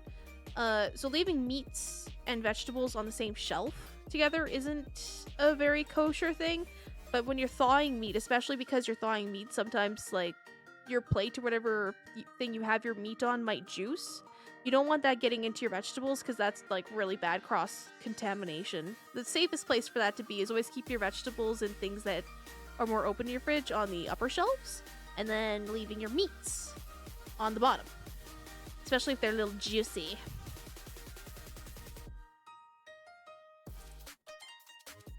I would do that if my family did not fill the bottom tray with leftovers. That's valid. Our fridge with leftovers. That's valid and fair. And again, this is like things that I do, but I completely understand when other people don't do them. Because, like, one of the biggest cultural differences that is kind of still like a cultural thing for me, where like I don't get why you would do that, because I have learned my whole life that isn't safe. Is having a burger, a ground beef burger, anything other than cooked all the way through. Of course, it could have been done in a sterile like condition, and it might have been like handled very safely, but the reason why a medium rare and like rare parts of your steak are food safe is because they have not touched outside air or contaminants. Ground beef has touched outside air and possible contaminants, and that's why in Canada, like, we don't offer them as anything other than well done. Because if you find pink in your burger, you go back to your whatever place you got your fast food burger from, you tell them, hey, this is not safe. This is raw and I can't eat this. This isn't... That's the thing where I live, though, and I understand the States, like, you guys can order burgers to whatever rarity you like them. I will always get them well done because I have learned that that is not safe. But I've also learned that some people just like their food that way. So there's also the fact that people develop enzymes differently depending on what they're consuming. So if you're used to eating stuff like that, or where people eat burgers to that degree, or just meat more raw more often, your stomach's going to create the enzymes you need to process it, as well as, like, it's gonna work out for you if you keep practicing it, but you may not stay as healthy, just depending on how things go. I don't know. I keep my potatoes in my fridge in the vegetable drawer. If they're happy there, they're happy there. As long as your food is staying fresh, like, as long as you can eat your food, that it's safe and it's not harming you to consume the food, that's not so bad. That's a very much, please do as I say, not as I do, because I eat a lot of foods I shouldn't eat. The biggest one, eating lactose. I shouldn't be having lactose anymore to any degree.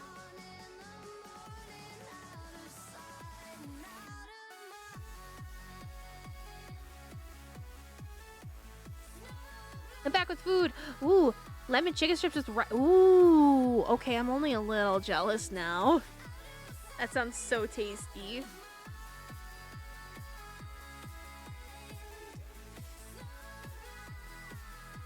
I need to still do Lockie's backpack. Eartha's done.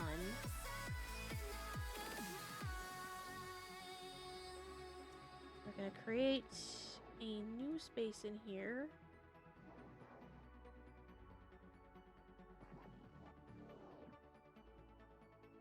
Emotes. Move this over here.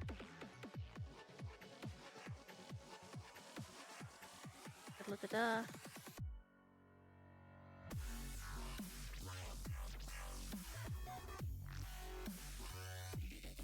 Okay, and then I will get those filled out in a hot moment. Sometimes you just eat a whole bag of chips, and that's okay. Girl dinner!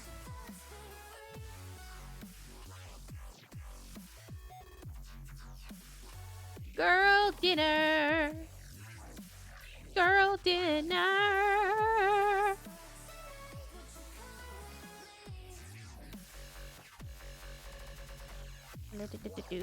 Where is people that I talk to? There they is.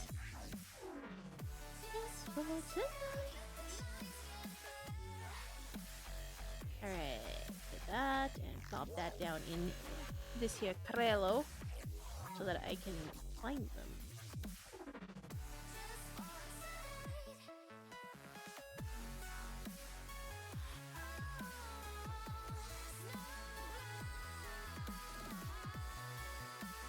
What do you mean this file is huge? I refuse to believe that. Copy image and put this in the Trello, please. Fine, I'll save it and put it in the Trello. Eh.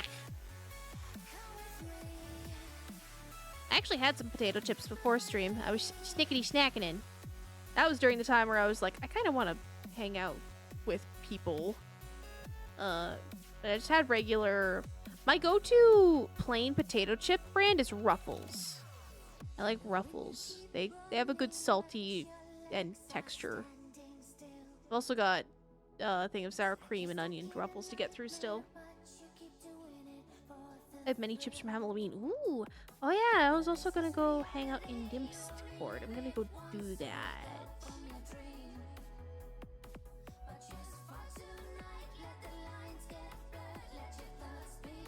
There. I'm in the Discord now, so if anyone that I know would like in on that, you're welcome to join us.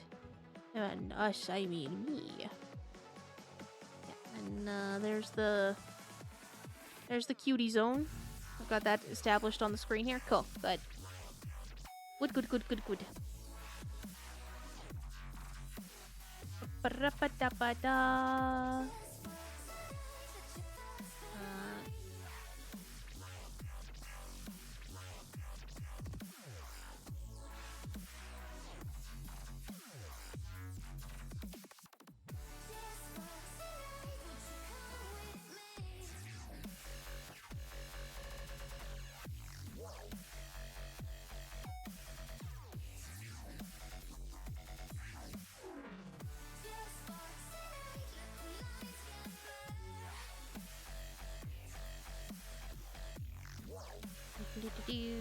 And doot. There we go. That's handled. Right, I am saving this. Marud for the win. Yes. Wait, what? You're the one who makes Snowblind? That's 85. Tasha Baxter. Nice. I would like... Wait, what's Marud? What's Marud? Is it a chip brand? Or is it a flavor? My next question is going to be like, what's everyone's go-to chip and flavor? So I said mine, which is usually like plain. Or Doritos. The Munchie Mix are really good. No! Ah! Fable! Help! I'm under attack. Why do you keep disappearing when you talk? I don't know. This is spooky, but I... Also, hi, Faye! Hey, hello. Boy! We're excited to see you tomorrow. Ugh, is it really an attack? It's just fluffy ducks. They're rubber ducks! They are not full of fluff! I was about to say, are they fluffy or rubber? They're rubber ducks! They hurt. Those hurt, yeah. I know, I have a whole box of them. I haven't had them pelted at me, but like, I've definitely stuck my hands in them and dug them around. I'm like, yep, these are not soft. Yep. My sister used to have a collection of rubber ducks in like all of the different outfits. And I may or may not have had a couple thrown at me. Just getting pelted by ducks, you poor bean. Oh, you know, when we were younger, we fought a lot, as siblings do. Fair and valid, fair and valid. Why do I keep disappearing every time I talk? I'm not out. Ducks everywhere. Ducks. Ducks. Also having things thrown in my face with apparently affection. Leave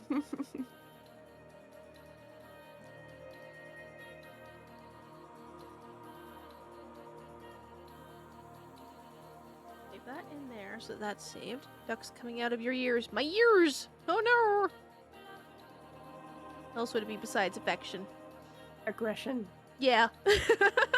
That was so fast. I was trying to think. I was like, bullying, but like, no, you just immediately like aggression. It's like, yeah, that's exactly it.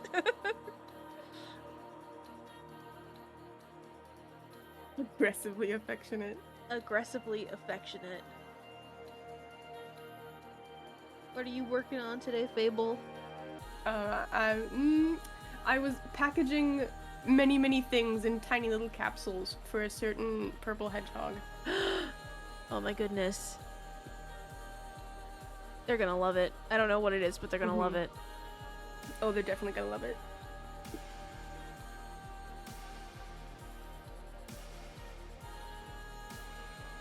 Now I don't know what to work on. I had actually just opened a book when you messaged, and I'm just like, oh, okay, well, instead of reading, we should do work. Yeah, so. Fair and valid. Reading is also work, though. It can be passive work. Passive work, but I also have, like, really long breaks that I can read during, where Fair I and valid. can't do work during, so True. I try to balance. Because I think I saw the book that you are currently reading, and I hope it's a good book. It is a very good book. I just ordered the next one because I read half of the book in 2 days. Ooh, holy beans, that was fast. Yeah. Well, it doesn't help that I have a 2-hour break. And then I also read at night before bed. Oh. Ooh, sorry, I got spooked. Why do you guys keep finding that? It's supposed to be in the you can't afford this category. Heck. Oh. What's the fastest you've ever been through a series, Fable? I used to read really slowly, actually. So this is probably the fastest that I've been through a series. Oh. I'm impressed, but also, like, congrats on that, because it must be really good if you're reading through it really quickly. But I'm also reading it, like, I have a really bad habit of wanting to read ahead to see where the story goes, and I've definitely spent multiple hours reading ahead in this particular book. And now I have to go back to the beginning and read it again. Oh no, I used to do that when I was younger. When I was reading the Warrior Cat books, I definitely remember going to the back and being like, oh my gosh, what's happening? What's gonna happen? Yep. And I did that with the wrong book the one time. Oh no. I did that Was it the one where... Ooh. It's the one where Redacted dies from the first line of them. Yep. I know exactly which one. Yep. Definitely done that on the regular. Sometimes you just can't wait. You gotta know what's now because you have so much anxiety building up what's going on. It's like, there's so much happening around these people that I love so much. I need to know that they're going to be okay. Okay, but this one is worse, right? Because this one has pictures illustrated by Zelda CW. Is this a book? So there's this... No, it's a book. It's a book. Yeah. It just has like 3 pictures or 4 pictures, like beautifully illustrated, scattered throughout the novel of like really important events. And there's one which is quite gory with a couple of the main characters in it, and I'm like, oh no, what's happening? Are the beans okay? Oh my goodness. The beans are not okay. The one that I was talking about there was for Blue. Warriors is a novel series. It's more lighter because it's like for like middle schoolers, but it's a very good series. I liked it a lot. I loved it. It was great. Oh no, this is not a light novel. This is a very heavy novel. Let's count how many pages there are in this particular book. That's what like manga. 368. Yeah, light novels are usually what manga like novels are referred to. Like a lot of things that you'd find in the manga section are referred to as light novels. I think like when it's an actual smaller book, like the one I described there is probably considered like a novelette. Yeah. But like these are full-on novels. They just happen to have a couple of illustrations. Yeah. The ones with illustrations that are anime related are usually still referred to as light novels, but there's nothing light about them. They're still like full books. This was originally just a novel, an online novel that has been translated and written as a book and then translated into English, and then Zelda CW has done a couple illustrations for them. Yes, Zelda's been doing the illustrations. I remember this. Yeah. They're really good. Aww. Good for Zelda, though, getting that bank, doing that good work.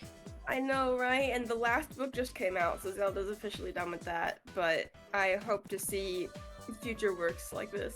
It always makes me happy when artists that I know get picked up for work. Like, the one that I'm really excited for, I haven't got to pick it up yet, but it's available till the end of the month, is Magic the Gathering had a pixel art set done by a pixel artist that I really liked, that I follow on Twitter, like, since the beginning of this year.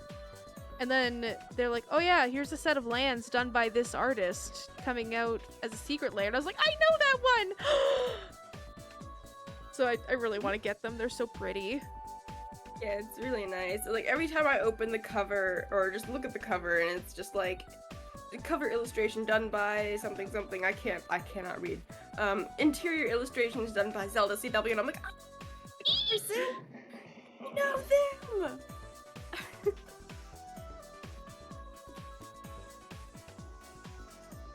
It's like it's the reaction that you get from,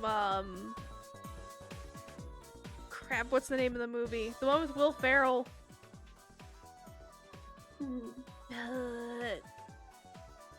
Elf. That's the word I was looking for. Yeah. It's like Elf, and everyone's like, artist! I know them! I know them! Just with that, like, very earnest, like, I know that person! Even then, if you don't, like, know them personally, it's like, there's somebody that I recognize. Also, I don't know, Faye might get a kick out of this, or any BL fans. So, the cover of this particular book is very explicitly two men kissing. Like, you cannot pass it off as anything else. There's very clearly two men kissing, like, leaned over on a table. Which, I'm like, I cannot take this to work. I cannot read it on the train. What am I gonna do? I put a sticky note over their faces so you can't tell what's happening. And that's how I've been reading it in public. I had this big chonky book. I still have it. It's one of my favorite books that I've read. It's called Renegades. And it's a hardcover. It came with a book sleeve on top of it. And I didn't want to ruin the sleeve because it was going in and out of my bag so much during a period. So I slipped the sleeve off of it and left it at home, but I was just reading then a blank book. And a lot of people at work kept coming up to me. It's like, are you reading the Bible today? I'm like, no, it's an actual book. Like, the amount of people that are like, are you reading the Bible? I'm like, no, it's just, I didn't want to ruin the sleeve for it. It's amazing. Yes, Matthew 294, she proceeded to punch the guy in the face, because this was about vigilantes. That's fantastic. Oh my gosh. I should have said yes. Then they would have quizzed me. I worked with a lot of people that were very religious. Some of them were very earnestly like, oh my gosh, you're reading the Bible! And I'm like, no, honey, I'm not reading the Bible. Ooh. Blue suggested if you have any of those kind of books, so you could probably slip a book cover over it. That requires buying a book cover, and the speed at which I am reading these books, it's really not worth it. Yeah. Lightning McFable. Or no, you'd be like Lightning McWind. See, the next two covers, I've seen the two covers. I can pass it off as they are friends. But this particular one, no, they are clearly making out on the cover. It's a Bible, then would it have the word Bible on it somewhere? They weren't really looking at the cover. They saw me with hardcover book with lots of words, and they were like, oh, it must be a Bible. They just assumed. Oh my gosh. So I think like one or two people might have been joking, but a lot of people were very earnest, like, you're reading the Bible at work? I'm like, no. No, I'm not.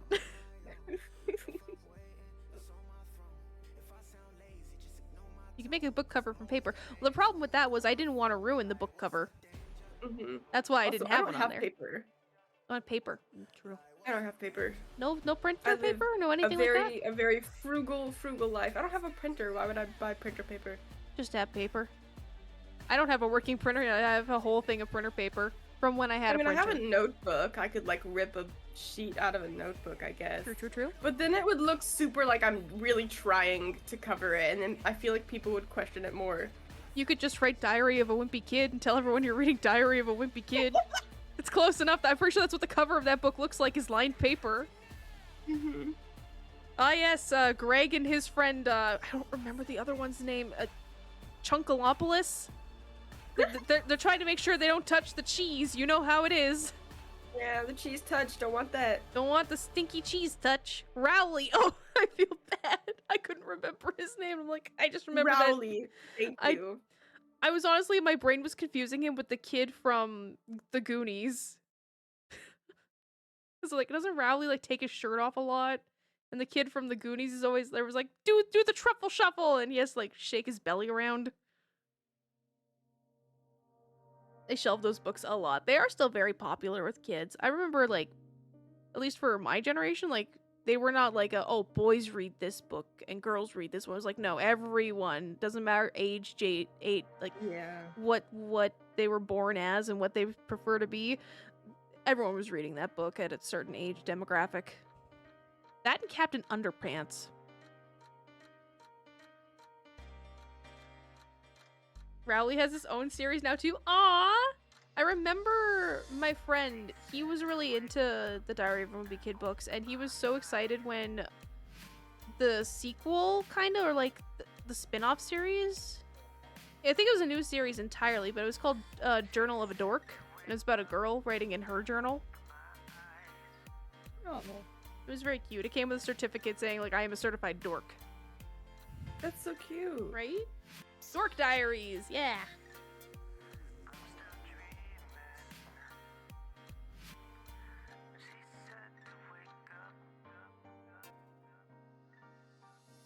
They're all super good. Any book is good. But that's not true. Not any book is good, but like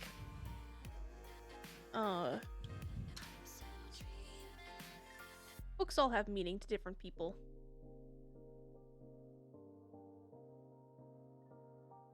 Right, I need this image of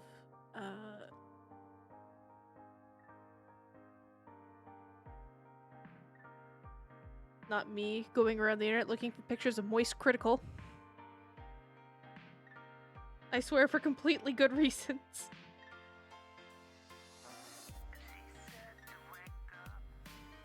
Percy Jackson was my vibe. Mine was definitely Warrior Cats for a very long time. Yeah. I think even then my transition period was like, I didn't read a lot of novel. Oh, how could I forget those ones? I read through almost the entirety of the Guardians of Ga'Hoole. Oh, The Owl I almost books. forgot about those. Right? Yeah. Those ones were so good. Tsubasa Chronicles. That was what I was about like asking Fable like how fast they read, because my record was making it through all 23 books of the Tsubasa Chronicles in 3 days. I don't think I ever read the Tsubasa Chronicles, actually. So good, especially because like the Tsubasa Chronicles show ends and like skips a lot of arcs. They pretty much did the which like the actual Reservoir arc was the last one I think that they did. No, that's not right, because they had Fi as a vampire later as well, but they didn't end it fully, and the ending for it is like very sad. I think what I read after Warriors was the 39 Clues. I don't know if you remember that one. Don't know that one. It was about, oh gosh, I don't even remember because I didn't finish the series. But something happened. I forgot if it was like a murder or like a mystery, something about inheritance, I think. Mm-hmm. And there were 39 clues to this inheritance, and I think each book had like 1 or 2. I don't remember. Oh, I might be uniquely qualified to Hedgie, save me! I forgot. Yes, the Final Clues was more about both the inheritance thingy and what do you call it? Basically meant like a giant like treasure hunt around the world, where every member of the Sioux family would basically competing to get this huge power or whatever. Oh. Mhm. And I remember the traveling, but that's about it. It's the series as well as that was actually basically a collaboration between tons of different authors as well. So like Rick Riordan did one, then a whole bunch of other authors wrote the next books in the series too. Okay. Oh, I didn't know that. The more you know. There was There was something special about if you actually bought a physical copy of the books, though. I Yeah, think you got yeah, like a hint. Yeah, you basically have a special website that you enter the codes into as well. Then.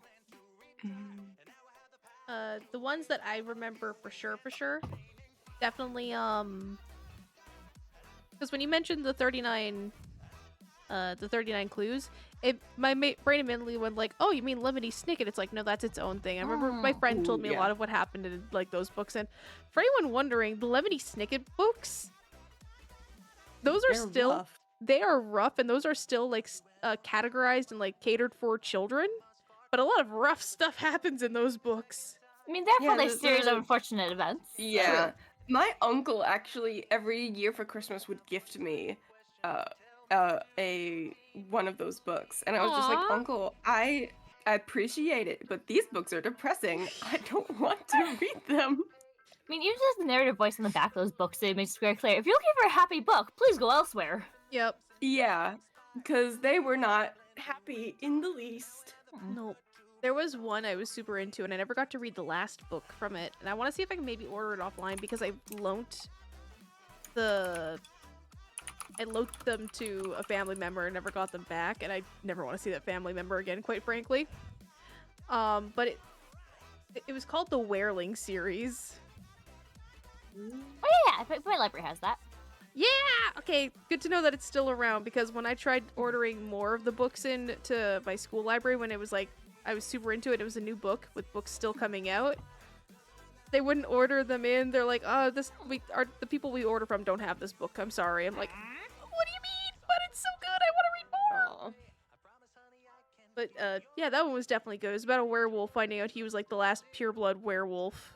And then where my book left off, going to the third one, he found out that he was actually lied to. He was the last pureblood werewolf in Europe, and he had an uncle that was running with a pack of other werewolves in Canada. So the next book was him gonna go to Canada and like learn from other werewolves. We gotta go to Canada. But it was very yeah, you got to go to Canada, and I didn't get to read that one. But it was also very set up like his uncle is not the kind of person that he should be learning from, because there was two kinds of werewolves that people could become. Where there was the ones where they stood up on their back legs if they had control over their form and the ability to like think for themselves more or less. And then if they were on all fours and like just a huge wolf, they were pretty much succumbing to the bestial side of them.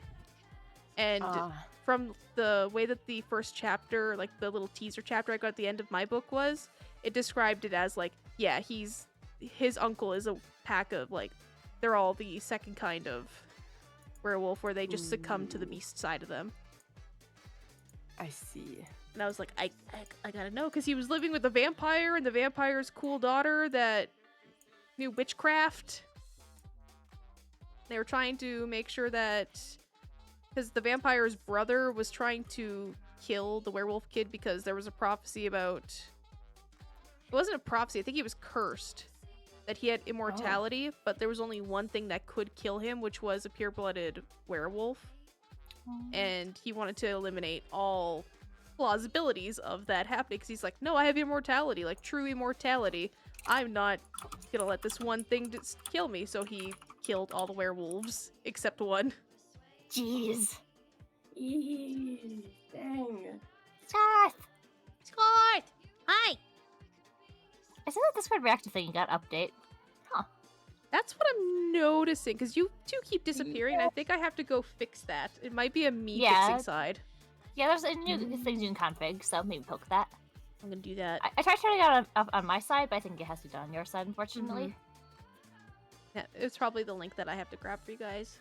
Mm-mm. Crossfade. It's really cool though. There's more facts. It's another cool. series that I read. Oh, that was immediate. My senior year in high school. Oh, that was immediate. Wow. Was His Dark Materials. I don't know if you guys have read His Dark Materials. It's so good. So you might have heard of The Golden Compass, which is the one with the polar bears and the talking animals. But that's a series. That's a series. That's the first of 3 books. And those books go hard with the world creation, man. Like, it is insane. That one, and my writer's brain loves it so much. I remember my friend read all the Narnia Chronicles, and like those ones go really hard into world building as well. And then there was one that popped into my brain a second ago that I immediately forgot, and I was like, oh yeah, what the heck was the name of them? Because it was a series. I just remember that all the covers of the books were a black cover, and each one had like a different color of crescent moon on it. And it was about this girl. Vampires in that world was you got vampirism from essentially a garbage gene in everyone's systems just activating. It would just give you vampirism. You just woke up, it's like, oh, I'm a vampire now, and I have this symbol on some part of me that tells everyone that I'm a vampire. And she goes to vampire school, where people just kind of live at vampire school for a long time because it's the only safe place for them.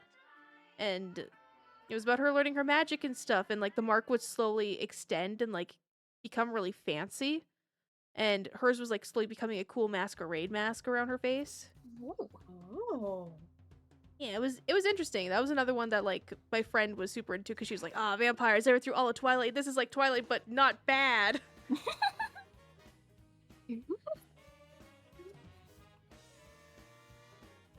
But his Dark Materials book number 3, they entered an alternate universe, because this happens all throughout the series. They enter a lot of alternate worlds. But this particular world is based off of like the spines of creatures are not like down the middle, they're diamond shaped. So it's What? explaining how these creatures would work, how these creatures would function. And it's so cool. I like that idea. That's just very intriguing. Mm-hmm. They made his Dark Materials series, but it's on HBO Max, which means I would have to buy HBO Max to watch it. Mm-hmm. I have yet to do that. That's fair. I find if it helps, too, if you're only going to watch something for one series or like just to catch up on a season that's on that thing, get the 1 month subscription. Either do the free subscription and immediately disconnect your card right after, because then you still get your full month, and you don't have to worry about it constantly taking out, as well as try your best.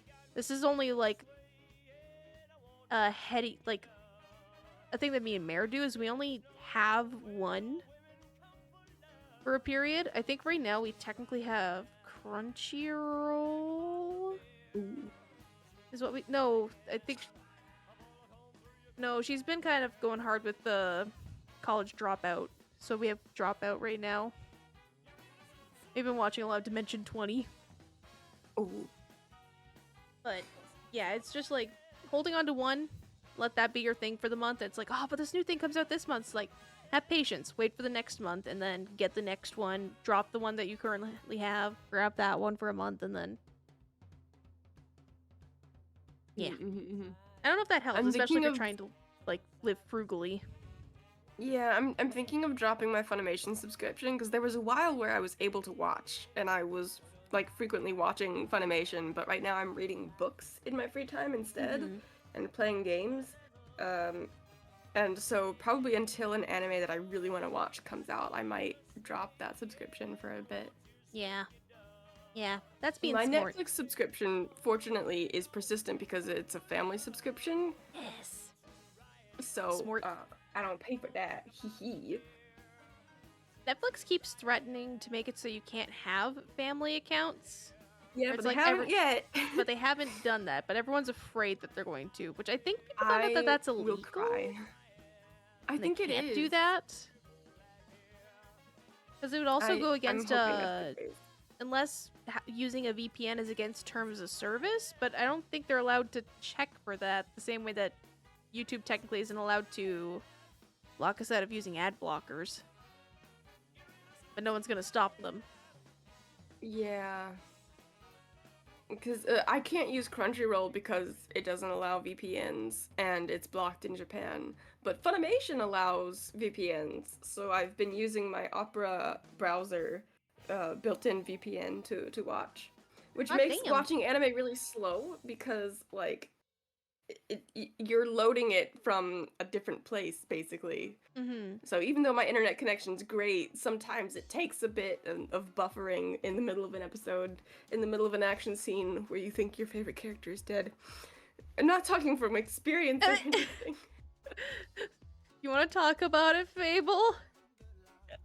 Are you sure it's nothing in particular? Ow. Link Click is a roller coaster, that's all I'll say. Understood. Have a great day. Markiplier.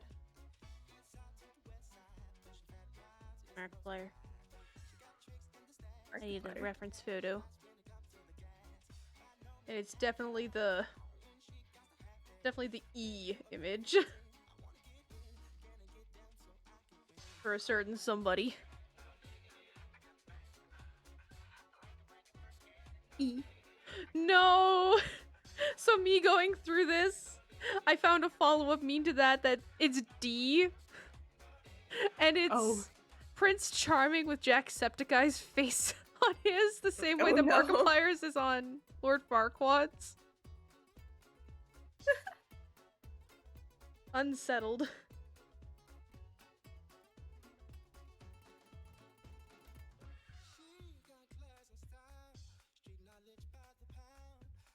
I want to read his Dark Materials again.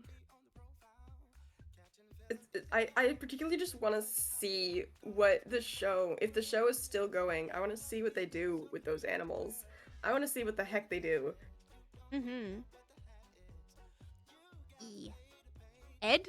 Maybe Ed. There was definitely a series that I went back to and finished.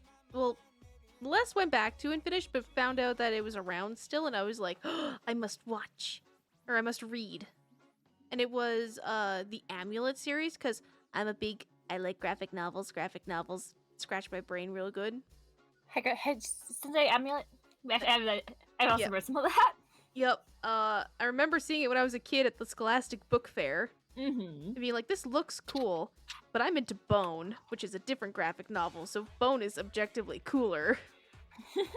And I went and I bought a box set that is all 8 of the Amulet books, only to find out that the author has actually been, like, working at this series for a very long time, and he only releases a book, like, every 3 years. And the 8th book is not the last book in the series. Mm-hmm. And I'm so sad that, like, I bought this box that fits all my books, and the 9th one's not gonna fit in whenever that comes out, which, actually, hold on, let me Google now. When is that Supernova, or is it in one after that? The which? The most recent book I know is Supernova, but I don't know any of the Amulet series. I don't know if there's more after that. Let me take a peek. The 9th, or the 8th one that I have up there, I just need to stand up and make sure I don't run over a dog. Mm-hmm. I'll go no. Yeah, so the 8th one is Supernova. That's not the end of it. My library hasn't gotten the 9th then. Amulet series. The 9th one is called Wave Rider. There's a book trailer for it, and I'm not seeing if it's coming February 6th. Okay. Okay, so it's coming out next year. Yeah, this Supernova came out a while ago, so dang. Yep. But good to know that this one's coming out, and I wonder if this is going to be the last, or if he's going to stretch and try to get a 10th one too. But it's definitely a very fantastical series. It's very nice. It answers the question of what happens when you get isekai'd. But, like, some people are like, I know this is, like, a thing with kids. It's like, oh, I want to go to a fantastical world, but you worry about, like, your parents. Like, what about my mom? I don't want to leave my mom behind. Don't worry, their mom comes with them. Oh! And it's actually, like, a thing for the beginning is I think their mom falls in first. And they're trying to go save their mom. Mm-hmm. Oh. Which the kids find her, and they learn that they're actually originally from that world. Their grandfather left that world to go to our world. And, yeah, it's a very fantastical series. Very steampunk. The steampunk elements in that are very... If I had to describe it, it's very Ghibli. It's very steampunk Ghibli. Like, think Castle in the Sky and Laputa and, like, that kind of stuff. Also, thank you for giving Smug a shout-out. Yeah. Ed, Ed and Eddie? I've never seen Ed, Ed and Eddie. That's like one of my childhood favorites. It's silly. I know it's a lot of people's, like, favorite. I just haven't watched it because it wasn't one that was on my radar. I actually didn't have Nickelodeon for a long time. I had, because Canada had its limits, I had Teletoon and YTV. I actually was not allowed to watch Ed, Ed and Eddie, or Hey It's Arnold, or the Grim Reaper show, like Mandy. Oh, the Grim Adventures. Yeah. Billy and Mandy. Yeah. Ed and Eddie I can kind of understand because it looks like the same animation style as Rocco's Modern Life and crap, what was the one with the cat and the chihuahua? Ren and Stimpy. It looks like that kind of animation, and that animation was that those shows are not for kids. Those are not for children. But like Ed and Eddie, I think that one was more like Rugrats, where it was about these three awkward beans just doing what they did. Yeah. Bean dinguses. Yeah. Billy and Mandy was another one of those stretches of like, this is right between where it's like, you want to be young and edgy like a middle schooler, but I think that's what their target audience for Billy and Mandy was middle schoolers.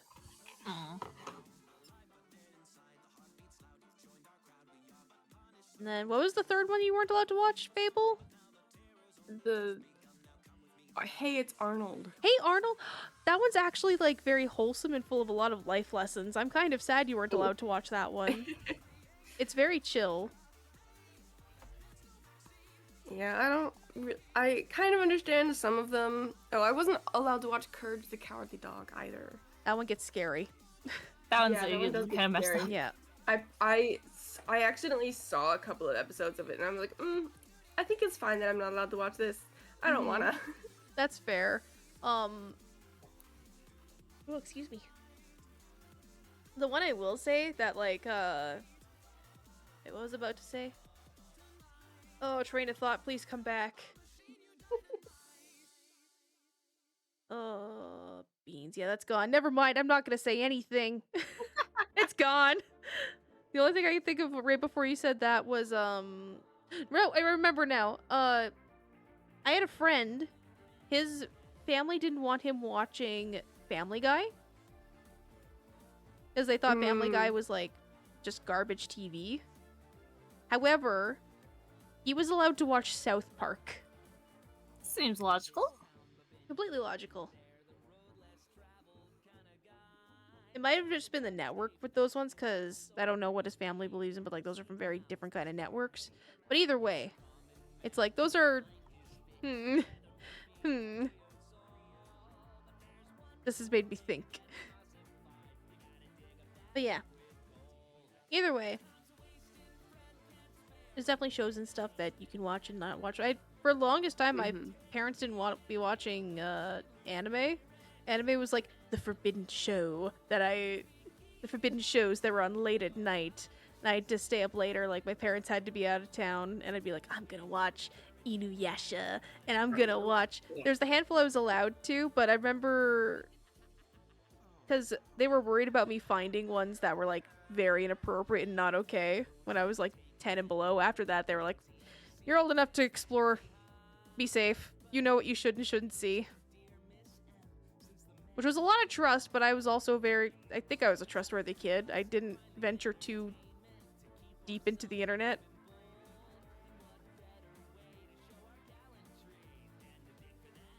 Yes, they didn't want me finding the sussies. Yeah, I remember there was one person that was in my anime club that I was talking to him. He was like, "Oh yeah, my first anime was Girls Bravo." If you don't know Girls Bravo, keep it that way. I had a very toxic person in my like high school anime crew that wanted everyone to watch Boku no Pico. No, it's always those ones. Yeah. Which, if you don't know what that is, don't look it up. Don't do it. You're fine. Yeah, it's You're not. fine never knowing. Look up the synopsis. Don't watch it. The synopsis will tell you enough that you probably don't want to watch that. Yeah, it's real bad. I've heard people that got pranked into watching it, and I feel bad for their very souls. I almost got pranked into watching it. and fortunately did not, but I saw like a couple images that I wish I could unsee. I had, I had a very toxic trolley friend around like that time too, and like I remember like sometimes they would just be like, "Oh, you guys want to watch Girl Chan? Girl Chan's like the funniest thing. It's totally a real anime," and it was like a web series that was very bad and not it. I describe that guy as like the embodiment of 4chan. Oh gosh. I like some of that. Yeah, which was funny because I also knew their sister, and like she was the embodiment of Tumblr. Oh. I don't know what scares me more. They were I feel both like equally 4chan scary probably. in different regards. So, Nanda.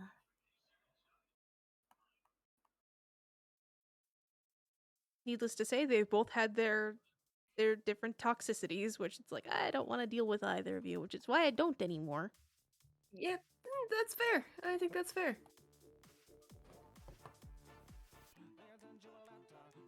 But if it helps or anything, or anyone's like, oh, I'm friends with the toxic person still because like I don't know if I would find any other friends, you will. You will. You will, and you'll feel so will. much better. Like, please ignore the toxic ones. it's hard and it hurts, and like sometimes it's like, oh, I don't want to hurt this person, but it's like, please, for your own mental health and stability, take care of yourself, and maybe don't anymore. It's okay to say no. Mm-hmm. No is a complete sentence, and you can tell. You set boundaries. You're allowed to have them. Ah. You're allowed to be comfy. And just because somebody else says, "Oh, I like this, therefore you have to like this," or everyone in your group is like, "This is so great. We all like this," doesn't mean you have to like it. It doesn't make you any less cool. It doesn't make you a wet blanket or anything. Please, Please, we are begging you. Begging you, find the cool friends. I had my fill of so-so and kind of friends.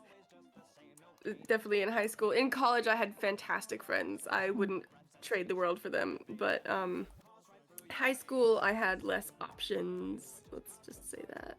Mm-hmm. I mean, to describe how few options I had, my entire class, my grade, was 70 people. 18 of those people were girls. That was the ratio of men to women that we had in this school. That is so impressive because most places otherwise I know have a different ratio where it's mostly women compared to boys. Yeah, this is a rich kids college prep school. Understandable. Of mostly white people, so... I understand that. Yeah, not the best place to grow up. I went to a But it's trade fine, school. I turned out okay. Nah, you've turned out golden. You're a heckin' bean. They were cool. Maple, very I'm a cool. bean. College changed me. Made me see the ways, the much better ways than high school. Life can be different. There's possibilities. I can be gay. Oh. You can be gay. You can be non-binary. You don't have to conform to one or the other. Yeah.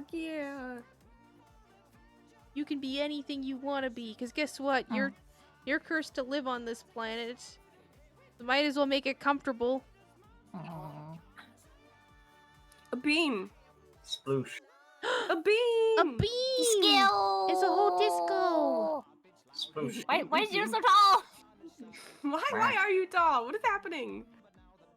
I think it's because that PNG's cropped and mine's not, but still. I ate my vitamin gummies. Fruit gummy. I'm a Gummy? certified little dude. And you didn't give me any. Disco, how could you? Fruit Sorry, gummy. I downed the whole bottle. Man. What vitamin was it? Man. Yes. Vitamin E. You could have said E, Vitamin D, E. B12. You could have said anything, and you just said yes, like you ingested all the vitamins. The whole whole alphabet soup. Yep, All yep, the yep. alphabet. Vitamin C? Oh, I see. Okay, just like imagine like alphabet soup, but like every alphabet was actually supplied with a specific vitamin in it. Like, oh man, I don't like the B12s.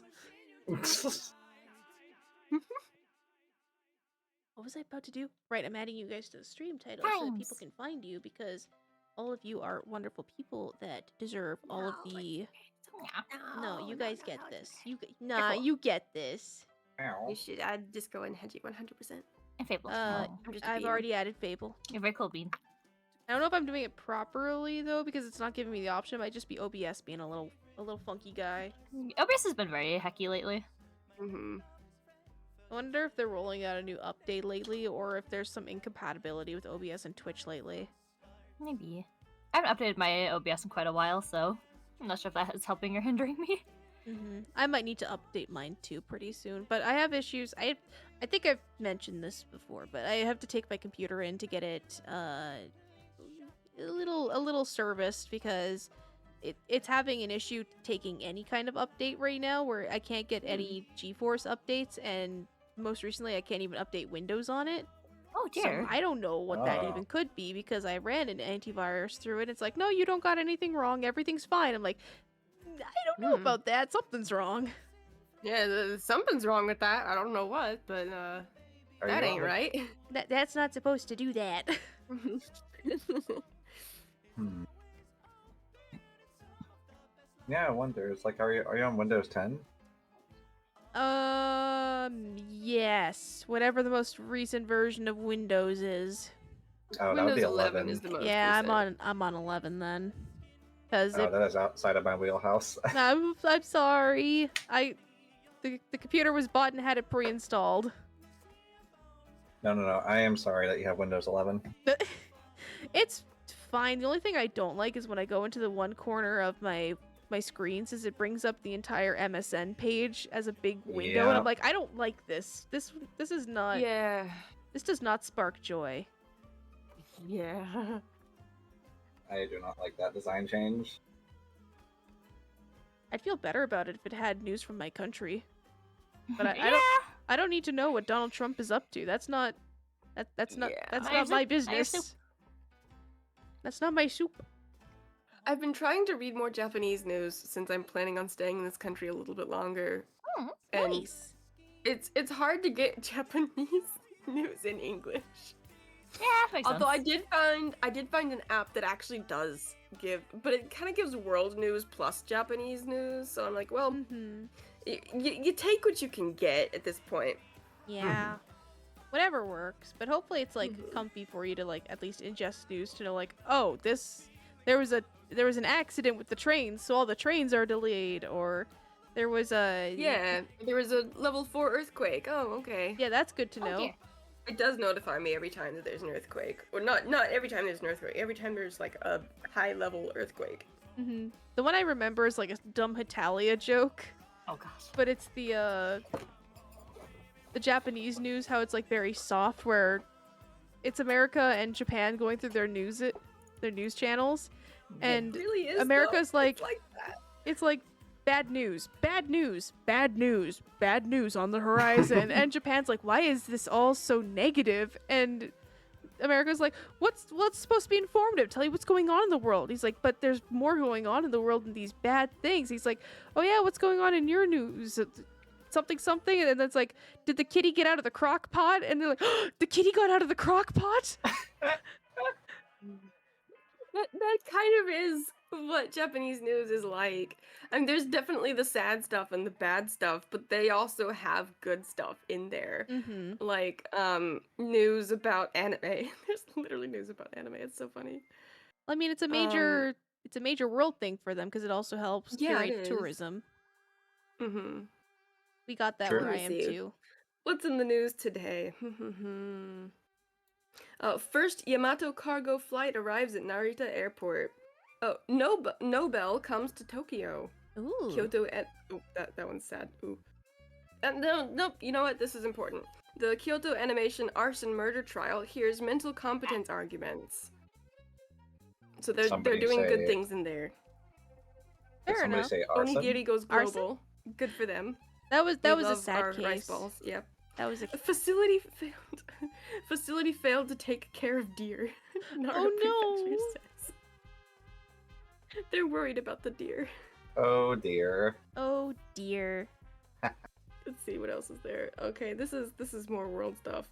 Ooh, nope. There's news about the illuminated balloons that light up the skies at the festival in Southwest Japan. Aw, that's Mm. cute. Now I'm kind of interested to see what Canadian news has. It's actually been very foggy where I've been, so I wonder. It's actually been like true fog, not like smoke that we've had all summer. So Hmm.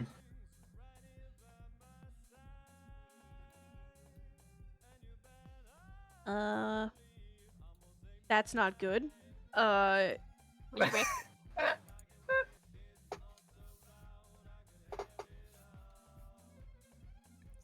Oh, that's not good news, and all the articles are currently talking about it. Crap. Ooh. Oh. Well, Well. I check America news, but it's probably not much better. Yeah. I will not. Respectfully, I will not. I mean, we've got the Yeah. world news, and there's, you know, the big thing happening in the world, which... Yeah. That's a thing where that, at least for me, that's a really big old case of that's really not my soup.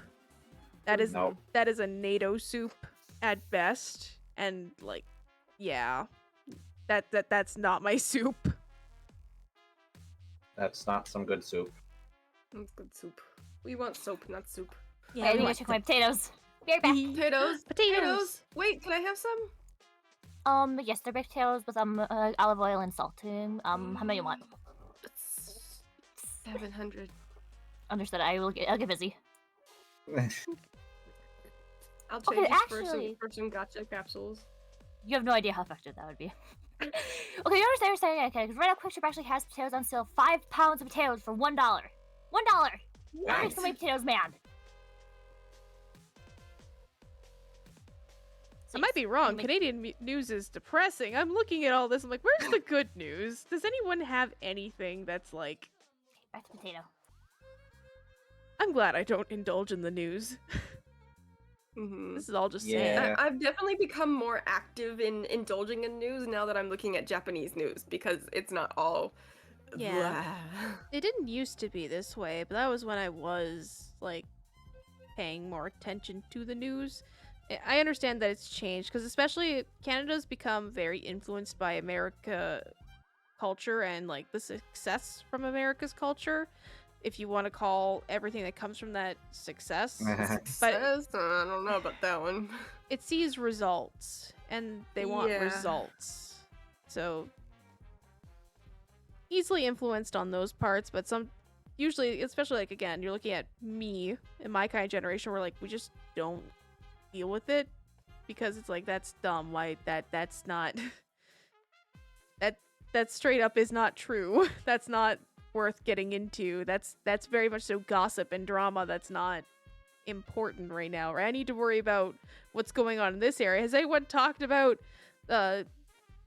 this thing happening here? No, you're talking about something so many provinces away. I don't care. Mm.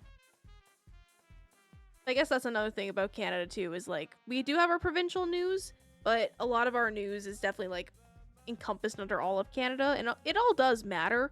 But again, Canada is the second biggest country in the planet. Yeah, Canada big. We are big, so something happening in Ontario very rarely affects the area I'm in, because it's like that is a 3-day drive, 4 days if you want to take Oh my breaks. Hmm. The FNAF movie, though, that was so good. The FNAF movie was so good. I will say, if anyone wants to see the FNAF movie, but you don't like horror movies, it does more psychological drama. Like, there's more psychological spooks happening than, like, jump scares all the time. There's only 3 jump scares. Would I like it if I don't like FNAF? That is a loaded question. Okay. You Understandable. might enjoy it as a film if you just like movies and you just like watching movies for the sake of watching movies. But if you're going in for 1, to be scared, and 2, for like, it does a good job of telling the story without you having to know all the FNAF lore. Hmm. Oh, that's good. Yeah, you Because don't I have, don't know all the FNAF lore. yeah, It gets pretty deep from what I've heard. It gets pretty deep. There's definitely Easter eggs and stuff in there for people that like have followed it. It's like, oh, this is for you guys. The thing that was there for me that I was really happy about was Matthew Lillard. I don't know who that is. He's Shaggy. Oh, Oh, that I vaguely know okay. who that is. Did you ever watch the live action Scooby-Doo movies? Yes. A He's- long time ago. He's Shaggy, as well as he's like the current voice actor for Shaggy. Except for the last movie that came out, and he was kind of sad about that one. Oh. But believe it or not, his other claim to fame was he was in the original Scream movie. He was one of the dumb teens in the Scream movie. Of course. Didn't know that. Yeah, it's spoilers for the Scream movie. The Scream movie that's ancient? That's ancient, but like I'm gonna Yeah. say Oh no, spoilers. oh no, spoiler alert. It's him and his friend that are together serial killing their friends. Because they wanted to create their own horror movies. Like, we want to be a part of a horror movie. I can't remember if they're filming it or if they're just like, we want to live our own horror movie. So they're going around killing their friends, and it's down to the last girl. And there's a scene where the one's chasing her with a knife, and he stabs Matthew Lillard's character, and he's like, "Oh no, this was part of the plan. It's fine, because then they'll think no one will know that it was us." And like Matthew Lillard is on the ground. He's like, "You stabbed me. I'm dying. I'm like dying, man. You stabbed me." Oh, my music stopped. Probably Spotify did that. Or not Spotify, Discord did that. Spotify. Why'd you do that? Because Spotify is a silly little goober. Indeed. Silly little goober. Silly little goober.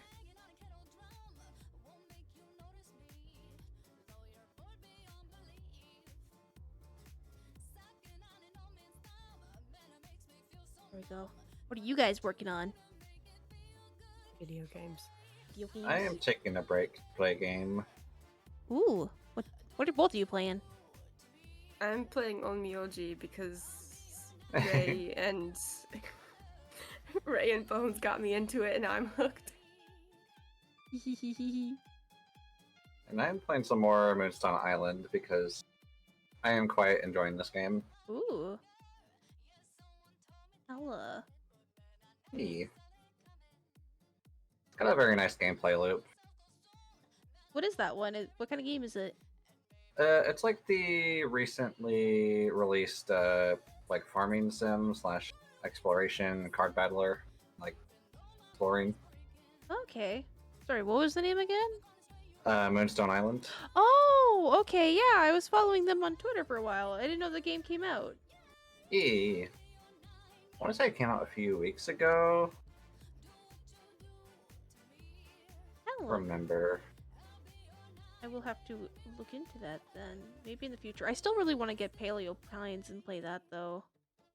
Yeah, this is a lot of fun though. Like I haven't really played any farming sim type games before, and this is like a really good first one to get into for sure. Aw, hella, I love that. I love when people get into.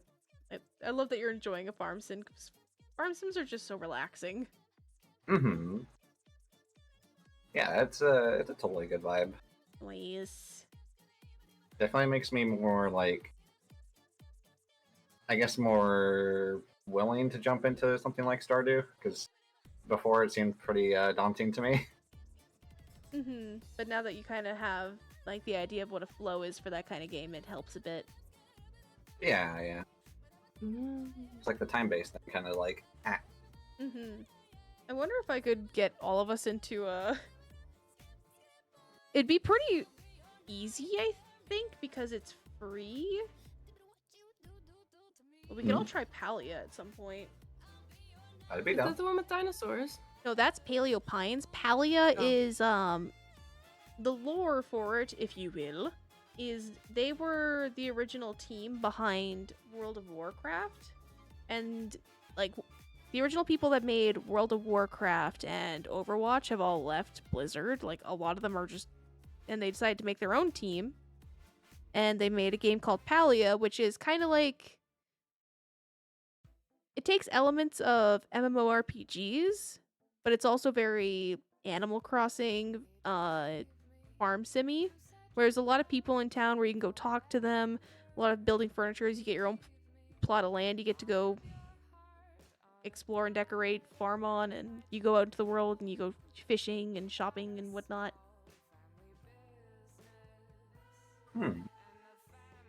It's definitely interesting. Well, you said fishing, so I'm already on board. Fishing gang! Hey, fishing gang, fishing gang. I love the fishing minigame in Moonstone Island. Is it good? I like it. Ah, It's certainly different. And it's something that I didn't expect. Because usually, like, fishing minigames are about, like, timing or whatever. mm-hmm. But it's more so about, like, keeping your cursor on a fish that moves around.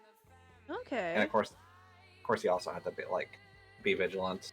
Like, you know, when something bites, you gotta reel it in pretty quick. Mm-hmm. That makes sense.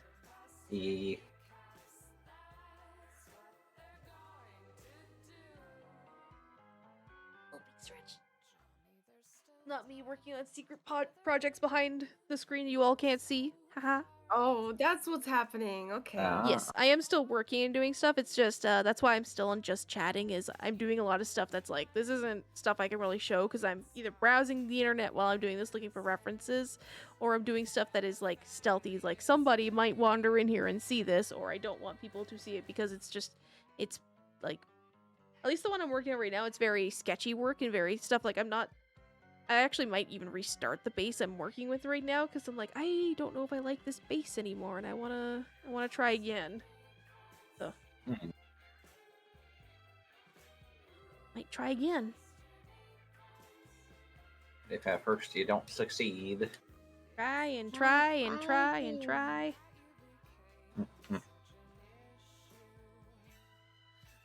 Or you could just eat an egg. Eat an egg? Eat I wanna egg. eat an egg. Consume Egg. egg. Delicious. But don't eat an egg. Egg? Huh? Why not eat egg? Egg. Disco, I don't know if you're an egg. Kind of, yeah. A little? What? Fair enough, don't eat Disco. Oh. Okay, fair enough. I will not eat disco. Yeah. Thank you. Although they are very sweet. They are very sweet. So that means they would that would mean that they're, because eggs are savory, so that means Disco is not egg if they're sweet. No, that means disco is sweet and savory. Yeah. This conversation took a weird turn. I'm sorry, I didn't mean to bring you to this place. We can go back if you like. Yeah, so about fishing. I don't know. Fishing, Fishing. right? Have you ever fished in Monster Hunter and then a monster comes up and it Yes. attacks you and you're trying to fish? Yes. Like, don't Yeah. I'm having a moment here. Please Sir. leave me alone. Sir, Oh, please. fine. Yep. Protect egg. And also, on the same note of Monster Hunter, can we agree? Worst quest type is having to go and get the eggs and take them back to camp. Please, I hate those. I Oh, hate them gosh. so much. much. They're the I worst. deliberately ignore those as long as I can. They're important for if you want to unlock food, but like they're the worst.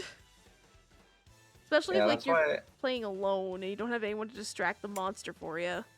Yeah, that's why I kind of just mooch off of other people's like already unlocking stuff. Valid and fair. Coincidentally, I'm making bee cheese omelet. Oh no! I actually got to make really yummy breakfast sandwiches earlier.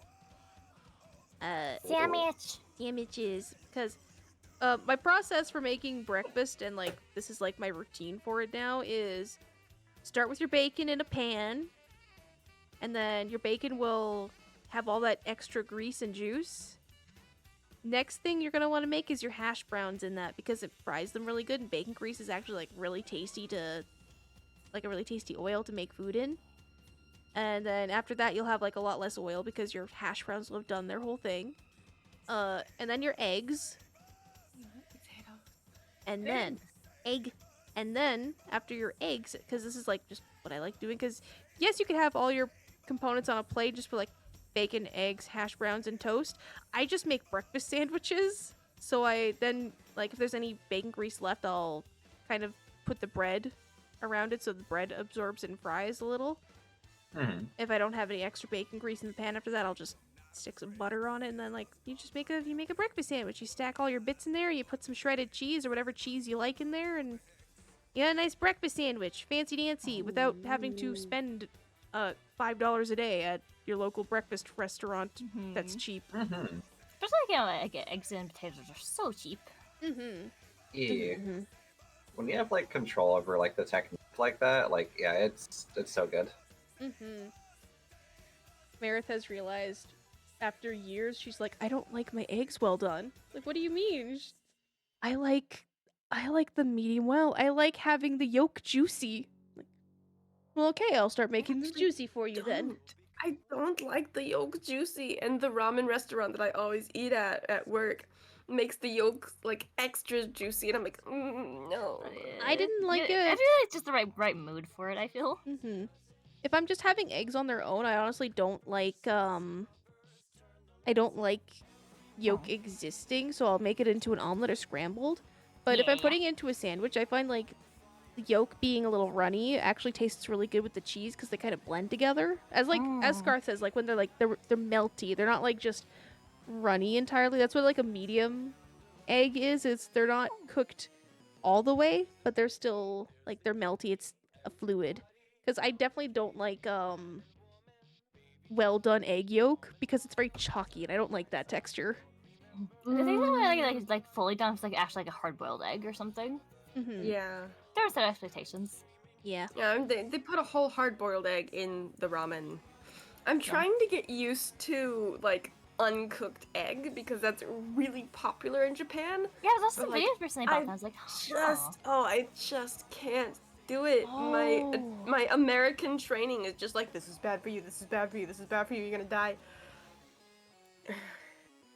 So you just tell them no tama. No tama. No tama.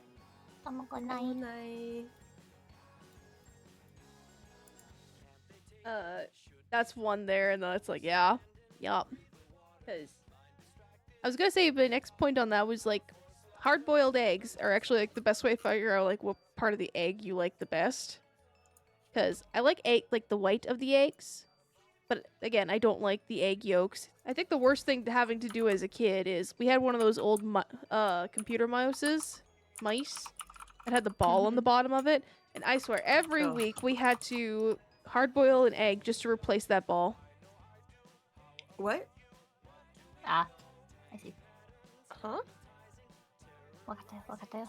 But you didn't replace your egg every week? You didn't replace the ball? Yeah, and The mouse?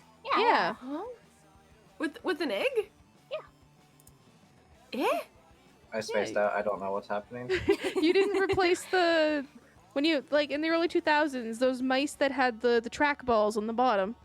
Yeah. You didn't replace your egg yolk every week? Am I supposed to? Well, it's like sheets. You're supposed to replace it like every now and then, otherwise it gets gross. Yeah. I used Also, to have one of those, and I didn't know that.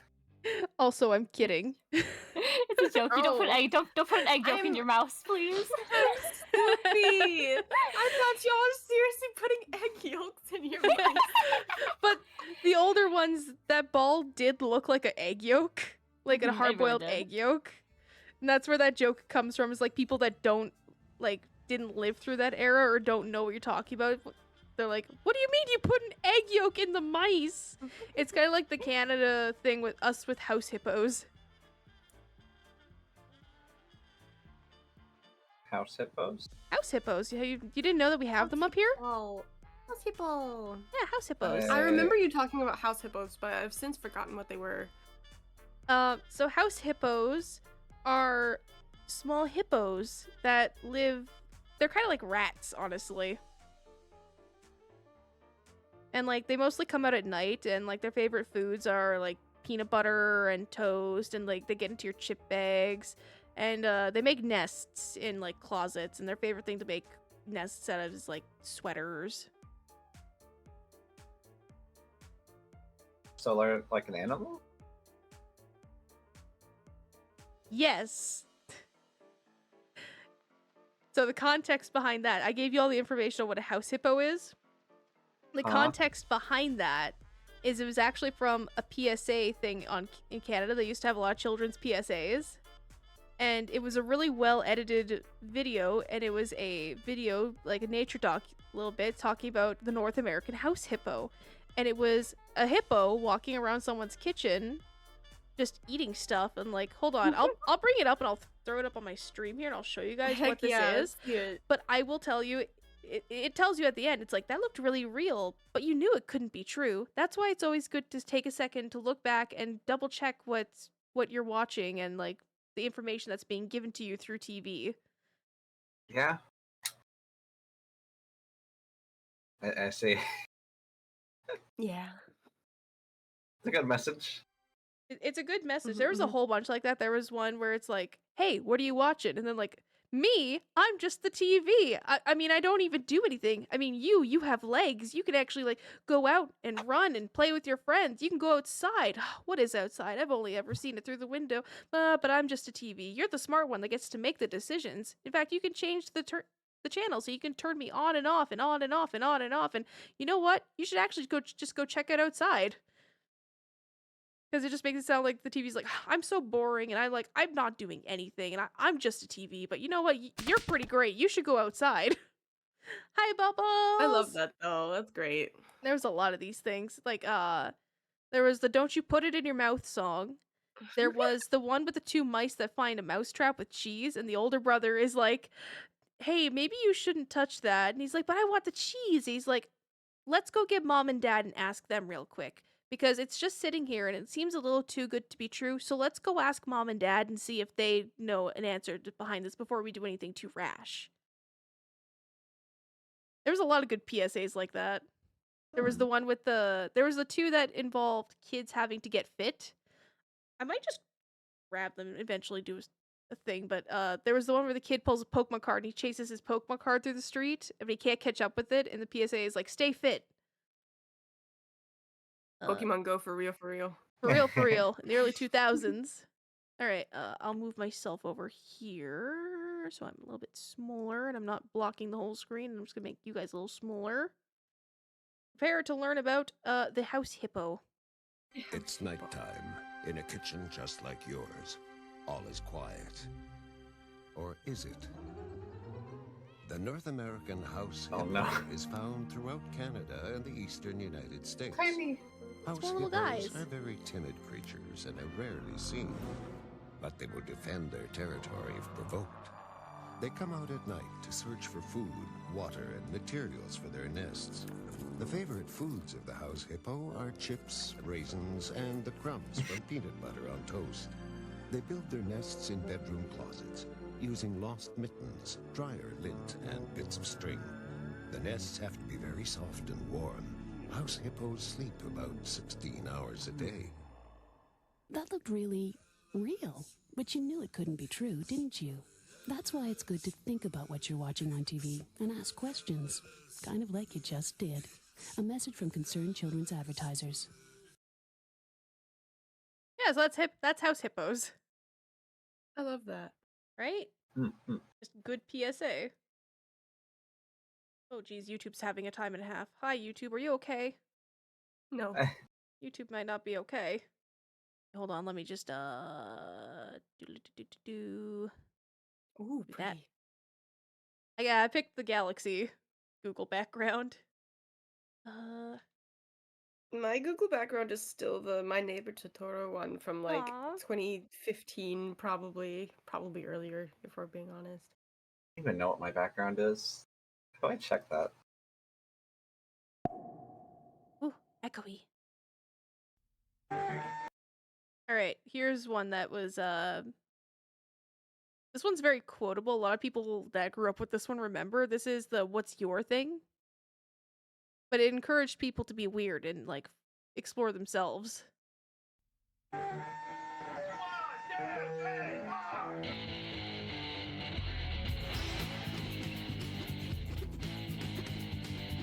What's your thing, Bugs? Everybody's gotta have a thing. Yeah. I think it's sound effects. Here's a T-Rex. Full butt. The one kid with the hair just reading.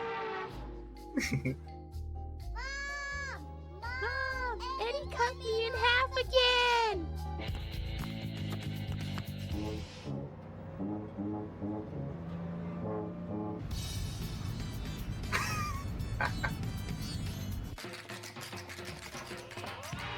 Spin! Spin, boys! Spin!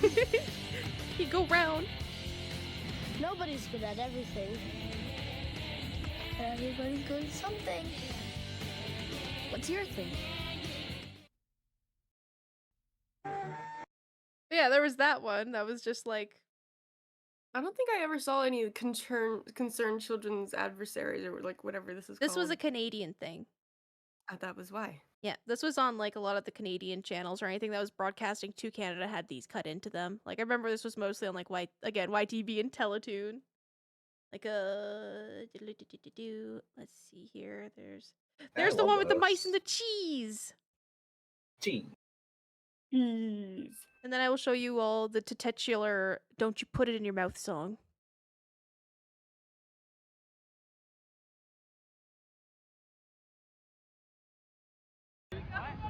Oh, there's a lot of them.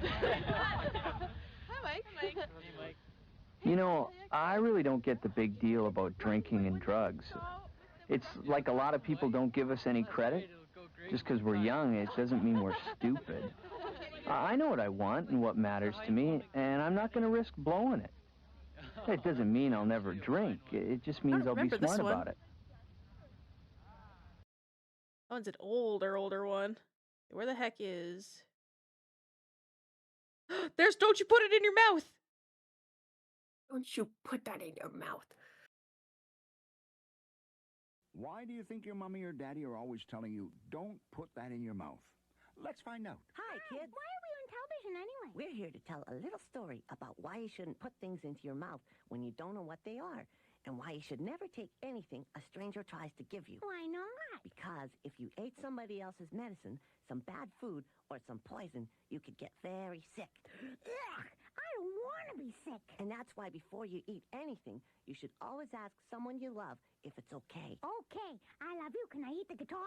No, Oh. but you can help me sing a song about eating things that don't belong inside you. Okay, I wasn't really hungry anyway. Well, wait, maybe a little bit. Okay, everybody, if you see something that you want to eat, before you do anything, We've heard this one, remember Creeples? song. Don't you put it in your mouth. Don't you put it in your mouth. Don't you stuff it in your face. Don't stuff it in your face. Though it might look good to eat. Though it might look good to eat. And it might look good to taste. And it might look good to taste. You could get sick. Ick. Real quick. Ick. Real sick. I love watching Sophie's avatar. Don't Sing. you put it in your mouth. Till you ask someone you love. That's right, sis. If it's okay to eat. If it's okay to eat. Like a muffin or a beet. Like a muffin or a beet. If you don't know just what it is. Remember, boys and girls. Don't put it in your mouth. Hey, what am I doing? I don't even like beets. And don't put it in your mouth. Bye-bye, everyone. Remember, boys and girls, never take anything from a stranger, and don't put things in your mouth when you don't know what they are. If you eat somebody else's medicine, or some bad food, or some poison, you could get very sick. Always ask someone you love before you put anything in your mouth. Yeah, that's what a lot of the concern, Beautiful. right? This was what a lot of my little deranged brain was shoved full of as a kid. I just want to see if I can find the one with the rats and the cheese, but again, I kind of told you the whole deal with that one, where that one's mostly just like, let's not touch, there it is. It's like, don't touch or deal with that because we need to ask mom and dad to make sure it's safe. Which, good message. Yeah. Oh, that one. This one's actually kind of really sad. I remember this one. I just got a nom flashback and like a slight like chill because this one's like. Timmy, wanna hear what I'm gonna do to you today? First, you're gonna give me your lunch money. Then, I'm gonna find you at recess. And don't even think of playing soccer with us because you are such a loser. Mom, I have something to tell you. Wait, what are you doing? There's this kid at school. No one likes a kid who tells. Don't. If you're being bullied, telling an adult is the best way to make it stop. So that one's a little deep. Oh. But very much so, like, kind of visualizes anxiety in kids, where it's like, you're worried about all these things that are going to happen. You should probably tell someone that it's happening. Which, depending on where you grow up, I know some people had the cases like, hey, I'm going to go tell an adult about this. And the adult's like, and? That doesn't sound like a me problem. Have you tried asking him to stop? It's like, I wouldn't be here if that worked. Yeah. Right. But again, good PSA for kids that are going through that. And then finally, the trap. And not the bad kind of trap. I have potatoes. What? I just potatoes. Potato. I made my toast potato. Please take them. See? Isn't it neat? What is it? I don't know, but I found it first, so it's mine. What's that up there? Is that cheese? Could be. It sure looks like something to eat, doesn't it? I wonder how this works. Hey, don't touch it if you don't know what it is. Why? What's wrong? Well, I'm not sure. I just think that if we don't really know what it is, we shouldn't touch it. It might hurt us. Well, then what should we do? I know that some things are okay, and some things are not. And I think if we don't know, we should ask. Ask who? Somebody who knows about stuff like this. Oh, you mean like Mom or Uncle Fred? Yeah, or somebody else we trust. We don't have to be afraid, but we do have to be careful. Just because somebody leaves something lying around doesn't mean it's okay for us to play with. Well, I found it, so I get to tell first. Hey, wait for me. Race you home. A message from Concerned Children's Advertisers. That was the last one, but like, yeah, it was just a lot of little cute PSAs that were built like that, where it's just like, give a shit about yourself. They're all very cute. They all have a very good charm to them. Like, even like the weird ones with the Muppets, like, there's still a nice charm to them where it's like they took the time to yeah, because of the way these are made, I'm pretty sure that these were endorsed by the government and like funded by the government to put on screen. It definitely feels like, it's like a group of, like made by a group of people who like really care about like getting a good message out there. Yeah. So this was a nice thing to grow up with. I don't think they still run these. They definitely still don't run these, but like I don't think they have anything similar to it on TV anymore. Honestly, if these were showing up as YouTube ads, I probably wouldn't skip them as often because some of these are hilarious, like the "Don't You Put It in Your Mouth" song. Right. All right, go back to ba-da-ba-ba-ba and give us some tunes.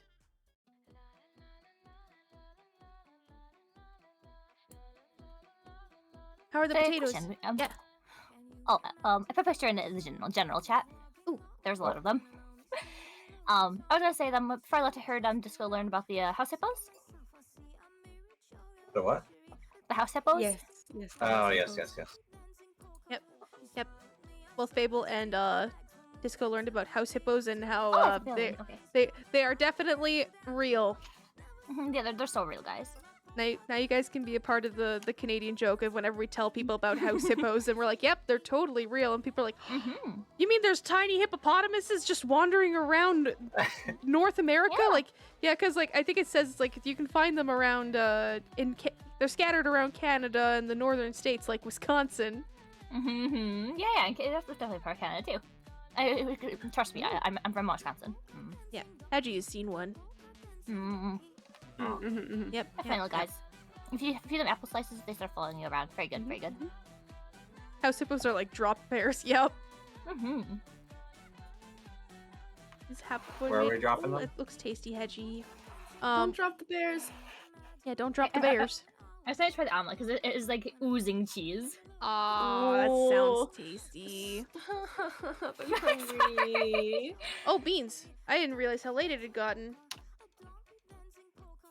I got to stop streaming. Oh. Oh. This is a productive little session though, and good vibes. Yes. It was a good short thing. I got the things that I needed to get done, and I got started on some other stuff, so I'll probably do more of that later tonight on my own, but it looks like Mare wants to steal me for gaming after supper. Sounds like a plan. Yeah. Okay, I'm gonna go find us a raid target. Thank you guys for hanging out with me. Thanks for having us. Glad I can make it at the end. Glad to be here. Let me see who we got.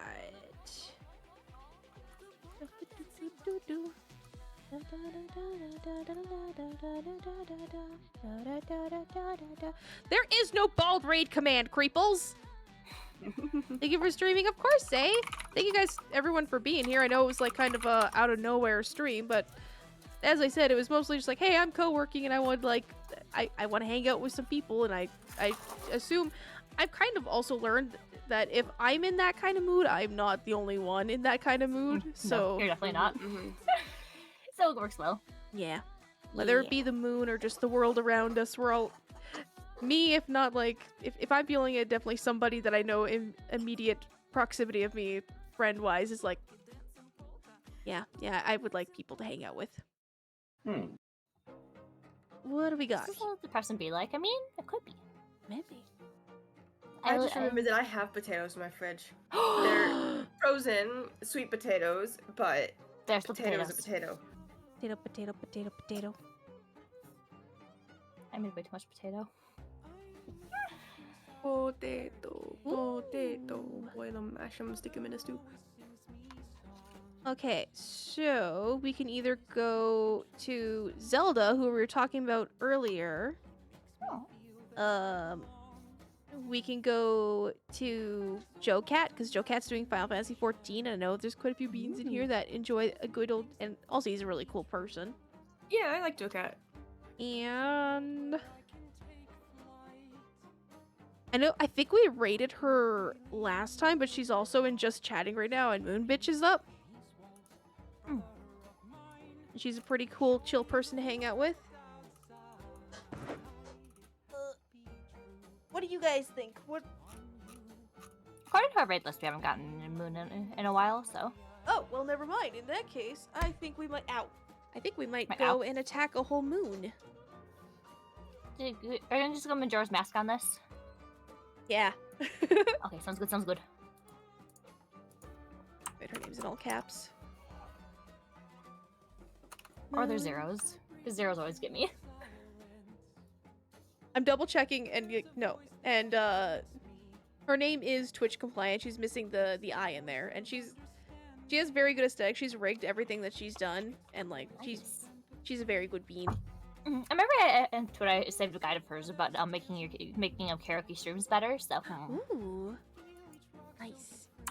All right, so we are raiding out. Here is our raid message. Thank you guys for hanging out with me and letting me show you Canadian PSAs, as well as letting me sit and chat while I got schedule and everything put together. I will see you all again on Friday. Unless I decide to just guerrilla stream one of the days that I am on Thursday. If I'm really bored, I'll be like, you know what? We ball. But otherwise, I will see you on Friday. We'll have a nice time on Saturday, and I want to see as many people as I can at Rook's cool thing happening tomorrow. It's very important you go and check it out. Also, Faye is coming back tomorrow, so a lot of events tomorrow. If you have you have the ability to watch 2 streams, those are 2 things for you. Hi Doc, what's up? We about to go. We gotta go. Streamer maintenance. Go. Okay, here's the last little sip of my drink, and I do a stretchy. I'll do bigger stretchy when I stand up. Alright, but thanks all. Have a great day. Have a great week, and I'll see you all at the end. On the way, tell me what was your favorite color on Friday. That's your homework. Bye!